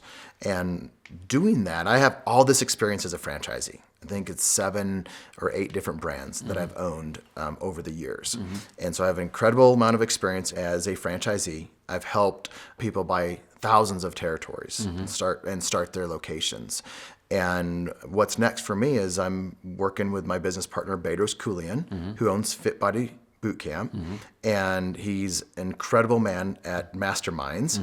And I'm a huge believer in masterminds. And so the two of us are helping franchisors be better and basically learn from us, Bedros as a franchisor who's made mistakes, myself who has sold thousands of franchises over my career and helped them avoid a bunch of mistakes themselves. And then myself and two So that's other... consulting basically, and that's that part of it. And then you're going to actually put up franchises yourself, or be a franchisor yourself? Yeah. With Bedros and I, it's a franchise ignition mastermind. Okay. And we're consulting with franchisors. And then the second thing that I'm putting a lot of time and focus and attention in is a franchisor. And I have the 2 other business partners in that. And we are going away from everything that I've done in the past with beauty and fitness and things like that, and going into the service-based business. So when you say service-based, what kind of service-based business are you considering? So we see a big need in the service-based business, and we see private equity and what they're doing, and they like to put together a number of different franchises in the service-based sector and put money into them. And so we realize there's a need for somebody to come in as owners who are active as a franchisor and that are not private equity, and to help franchisees in the service-based business. And so an example of that is one that's really attractive to us is roofing, siding, and gutters. Because we know that business is, it's got its challenges. And we also know that it's a very good business for a lot of people. And as a franchisor, we want to go into businesses where we can make money as a franchisor, but we want the franchisees to be able to do well. And we know roofing is one of those sectors where they can do that. And so what we would like to do is acquire mom and pops or young franchisors that don't have the expertise, or they don't have the knowledge or the capital to take it from 0 or 10 or 20 or 30 units to over 100. And so we're coming in and partnering with them or acquiring a majority stake to do that. Yeah, so this is very interesting. I've actually was a franchisor in my past life some years ago, so I've been through that whole process. I know what it is to get those things set up and go out and market, et cetera, and all the regulatory side of it too, which is never fun. So on the other side of this though, somebody's watching this right now and they're saying, okay, franchising is one of the paths I'm considering for my future. How do I go out now and figure out what is the right franchise for me to buy? I'm not going to go, have, a couple $1 million or, $5 million to put into, a franchise. How do I spot a franchise that is solid, you call it established even, but hasn't hit that that tipping point where now it's like ridiculous money to try to get into one? Is there is there a sweet spot there for me to try to find, and how would I do it? It's an interesting time in franchising right now, because what we were talking about with all the money being dumped into franchising through private equity. And a lot of the data that you get out there as a consumer looking, is through magazines and websites and looking at that. And a lot of that's historical data. Right. It's really not looking forward. So that's the place where people start, but you really don't get any information that way. You need to talk to somebody that knows the inside of franchising. You need to have somebody that's knowledgeable, but also cares. Because you don't want to get to a salesperson. Right. And there's a lot of people out there that are willing to sell people that are looking for franchises, because the salespeople in franchising have gotten so good. Yeah. Like they know the hot buttons, they know the pain points, they know all of that. And so you just have to be really careful on who you're talking to, because things sound really attractive and reality is not always what it appears. So you need to get with someone that really knows it. And there's consultants out there like myself that help people. And I would definitely work with a consultant that, because they know things that you may not know. They know what questions to ask. Yeah, and I guess due diligence would probably be a good idea to go to some actual franchises and talk to the franchisees and see if they're happy and how they're doing. That's the key. So really, once you start talking to a consultant, the good ones are going to spend some time with you, and they're going to talk about their personal experience. They're going to talk about how they've owned and the challenges that they've had. If it's all good out there, then you're probably talking to the wrong person. But then, let's say you're looking at some brands now. And a lot of people that I work with and a lot of my colleagues work with, they come in thinking they want one thing. Right. Let's use Subway for an example. Okay. They think, Eric, I want a Subway. And you start asking them why. And all the reasons they want that are safety reasons, because they see the customers, they're a customer, and they see it's a value product, and it's a big name, and that's why they want it. What they don't think about is employee turnover. Like you ask them if they're okay with high employee turnover and what that really looks like in that type of industry, and that scares them to death. And that one question that scares them from most food concepts, and especially something like Subway where there's high turnover. And then you start really finding what they want, and it is not Subway, but it's something more stable. It's something that they maybe can share. They can have their family come into and do some of the work, or it gives them the lifestyle that they want. At the end of the day, most people come to me and they want something lifestyle oriented. The widget doesn't matter, the service doesn't matter, but it's the lifestyle that business can create for them. And everybody's different with what level of lifestyle that is. Is it reasonable for somebody to say, I just want to do one, in other words, I just want one cash flowing franchise that, or is that like really the only way to make real money here is to have multiple franchises? Some people can only afford one franchise. Right. And if that's the case, they should only buy one franchise. There's franchisors that would sell them 3 franchises, but they really should only buy one, and that's their stepping stone. That was Liberty Tax for me. I couldn't have purchased a solo salon at that time, and that was a stepping stone. And so a lot of people just have to adjust their expectations before they get into it, so they can see it as a stepping stone and then get into multi-unit ownership. But multi-unit ownership, to me, that's where everybody should be looking. And in my opinion, it should be about 3 locations, and that's kind of the sweet spot. More than that, you're probably taking on a little bit more risk than you should, unless you have really, big risk tolerance or high risk tolerance. Less than that, you don't really get to take advantages of economies of scale. And so for myself, I'm opening up some locations in Denver of a company called Yoga 6. And I have multiple locations that I'm Yoga 6? So it's a yoga franchise? It's a yoga franchise. So it's called Yoga 6. And I went into that with a business partner of mine. He's the operational partner. And I'm more of the advisor, board of advisor partner. And we are going to open up multiple locations very close to each other. And there's a couple of reasons for that. One, I want to find the best real estate. So if I had one territory, I could only find the best territory in that one search area. Right. If I own 3 or more, then I can find the best real estate within any spot within that territory. And that's happened. What I thought was the best market that I wanted to go into didn't have the best real estate deal at the time. I went into one of the worst markets that I thought I wanted to go into, but I got this incredible real estate deal. And so that's where we're opening up our first location. And then I have 2 other locations that are plotted around it. And in addition to real estate, it allows me to hire faster and build out my management team. And that allows me to have less involvement in the business because I can have a director of operations now, and I can have managers in each of those locations. And my manager in my first location can open up my second location, and I can, grow it that way. So Yoga 6 sounds like a newer franchise because I've never seen it, never heard of it. So what's the franchise fee for a Yoga 6 right now? So if I said, I might want to go open a Yoga 6, what's the franchise fee? So yoga studios are typically a lot more expensive than some of the other brands that I've owned, like a Liberty Tax, or less expensive than a Sola, right. but a lot more expensive than a Liberty Tax. And at first you don't realize it. You think just because you open up a yoga studio, it's not going to be that expensive. But then you realize you have to demo the whole place, and then you have to buy nice stuff to go in there. And the real expense in yoga, it's hot yoga. You can't just be normal yoga. It has to be hot yoga. Right. And that just increases the expenses astronomically, because you have to have everything ready, the HVAC system to bring in all of that hot air quickly and to take it out quickly, and it just drives the cost. So anytime that I'm looking at a franchise myself, you look at the franchise disclosure document. We'll get in the weeds for just a quick second.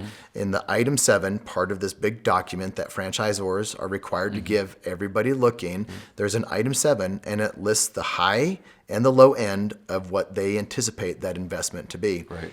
I always look at the high end and then add on a bit more to that. And that's proven to be true for me in a number of different franchises that I've opened. And I'm expecting the same thing with Yoga 6 as well. So I always love to have those expectations going into it. Are franchise fees negotiable? In other words, if I were to say, okay, go ahead and give me the franchise circular, I'm going to read through it. That's going to have you tell me what the fees are, et cetera. Should I be like, if you were consulting with me, should I be going back to the franchise and say, I'd like to pay less for this, or make a counter offer, or are they usually pretty much what they are? Everybody likes to negotiate, right? Yeah. And including myself, and I try every time I get into a new brand, I try to negotiate something, but I think the best brands don't negotiate at all. Yeah. And to be able to take that position of not negotiating, you have to have a good contract, a good disclosure document, good franchise agreements. And when I say good, they're always weighted towards the franchisor. But it has to be fair enough that the majority of people wanting to buy will buy. Yeah. And if it's too strong, too weighted towards the franchisor, then they do negotiate. And I know franchisors that do negotiate. They'll negotiate territory size. They'll negotiate just different types of things, and they have to put that in writing. They might have to disclose it to everybody else, and they might not have to disclose it to everybody else. But the best franchisors, they don't change it for anybody. And what I like about that as a franchisee, on the other side of it, is knowing that you, as my neighbor franchisee, got the same thing that I got. I agree so much with that. It's like, was I a sucker? Because I just accepted a deal. But will they actually charge more money for a franchise based on like an area that it's in, saying, well, this is a more valuable area, so we price this one up here. This is a less valuable area, we price it lower, or are they usually just standardized no matter where they are? I've seen franchisors do change the pricing schedule, the price of a territory.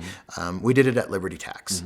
We had small market territories where we didn't think that the area was large enough and attractive enough as some of these other areas, and we wanted to sell them, and people wanted to buy them, and so we charged a lower fee for that, and that was all disclosed in the document. Sure. Okay, and that would make sense, right? I mean, it's like real estate. It's worth a little bit more over here than it is over here. So what do you think the future of franchising is? Do you think it's still on a growth trajectory in general, that there's going to be more and more franchises coming into the marketplace? Or do you feel like it's kind of like stabilized? What do you think's going on with that? I think the future of franchising is really interesting. We're going into some changes from a legal perspective that franchisors are having to report income different ways. And there's just more and more regulation coming to franchisors, which is a good thing for some regulation. And some of it is cumbersome and will be a challenge. But I think with private equity money coming in to the franchisors, they are going to continue to grow. When I look at emerging brands, there's a lot of emerging brands coming up. I talk to a lot of people that are thinking about franchising, and I've seen and I've had a lot of conversations with these brands, and there's more and more of them. So I think there will be more brands coming in. The challenge is getting to that 100 locations. Most franchisors never get to 100 locations, and you have to get to scale as a franchisor to be able to make money. And that's what I'm saying. Like, boy, maybe when I see a franchisor get to 90, 92 locations, that's the time for me to buy. They're not big enough yet where their prices are going to jump, but they're big enough to say that they look like they're here to stay, and is that kind of like a sweet spot? If I'm making an investment. If I had my perfect scenario, it would be to buy a franchise when that franchisor had a number of people open, right? There's a number of franchisees that I can call and talk to, because that's probably the most important thing to do. Right. And maybe they have 100 or so locations open. And so there's history. There's history with just getting them open. There's history with some of them being open for a number of years, and there's history in different parts of the country as well, because they all perform differently in different markets. So that would be ideal. The challenge today is, like I was saying earlier, so many people are trying to buy franchises. The salespeople are so good at selling franchises that you have to get in early, and you typically have to make a decision early on before it's proven as much as you would like it to be. So you have to take more risk to do that. But if I'm the franchisor, I don't want my salespeople selling people who aren't going to win, right? Because that's going to kill my franchise pretty quickly. But a salesperson's commission, so I guess they're thinking a little bit more short term than the franchisor sometimes. Well, there's a lot of franchisors that are doing things the right way, and they're growing the right way, and they're not growing too fast. They're growing at a really good sustainable amount where they can keep up with it. And there's some franchisors that have private equity exit on their mind, and that's not necessarily a bad thing. But I think as someone buying into a franchisor, I want to align with their vision. I want to align with where they're going. I know some franchisors that their founders are like, they do not want to sell. Like, it's like family. Yeah. This franchisor, I was talking to one the other day, and they said, Eric, I use the Thanksgiving test. I want any franchisee that's in my system to be able to come to my house for Thanksgiving anytime, and us to be able to enjoy that time together. Right. And when I hear franchisors talking like that, and I know franchisees, it's one thing to hear that, but then when I talk to their franchisees and I validate that with them because I know what's going on culturally inside of franchises, that means a lot to me. There's a lot of weight that I put on that. So I think those ones that have that culture. And I also think it's that moral compass of the founder. The founder's really involved. They're also focused. So they have that moral compass and they're focused on the business. That's one that I think has a higher probability for franchisee success, because if they want you to come over to their house for Thanksgiving, like that's their moral compass. That's what they want. And so I feel comfortable going into a brand like that has a number of them opened, and it's not just about making sales. So now you got somebody's attention. People are watching this. Somebody's looking, saying, I'm feeling better and better about this franchise. I'm liking this. I like what I'm hearing. I like what Eric's saying. I feel enthusiastic, not necessarily a whole lot of confidence that I know how to go and buy this. So now what's my next step to try to validate a franchise to go into? So when you're talking to a franchise company, you understand some operations, you understand some financials. But if I had to tell someone like what is like the crux, the most important part about buying a franchise, it's talking to franchisees. I mean, the franchisor can tell you whatever they want, and sometimes it's like, I know from the inside, like what they're getting from the franchisor is absolutely true.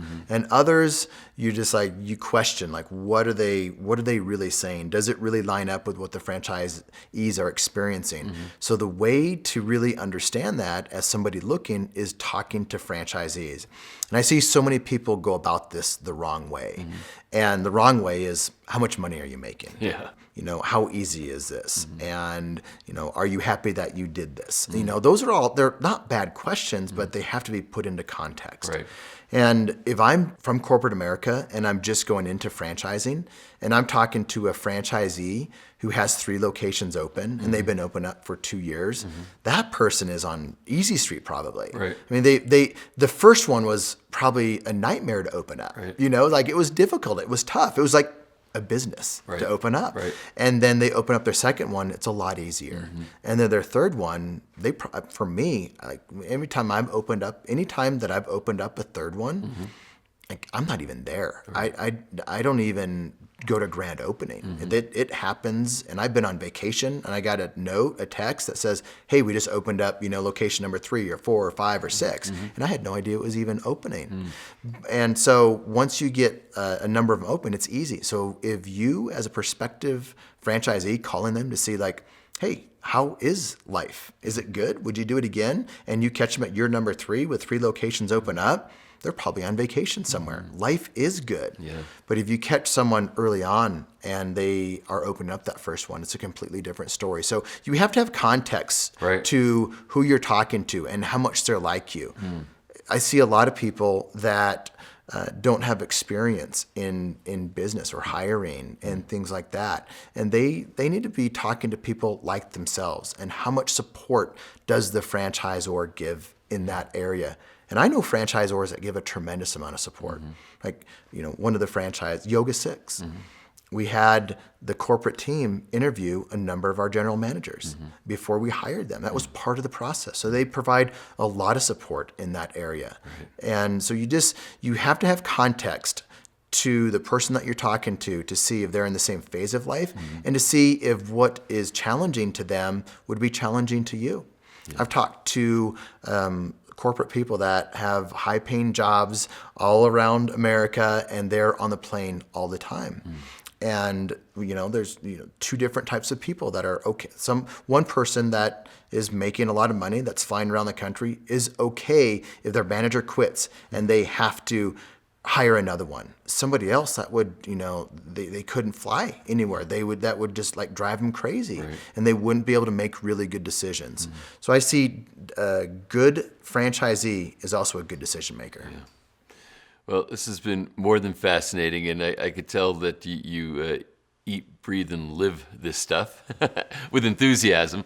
So really a great overview and profiling on what it means to be in the franchise business, the various aspects of it, how to vet and determine if a franchise might be right for you, et cetera. So I definitely appreciate you taking the time to share all this, and I think it's an area of wealth development that is critical for people to assess and see if it's right for them. Great. I've enjoyed this. Thank you. To see the next episode in the Money Revealed series, check the video right there next to me. I think you'll love it.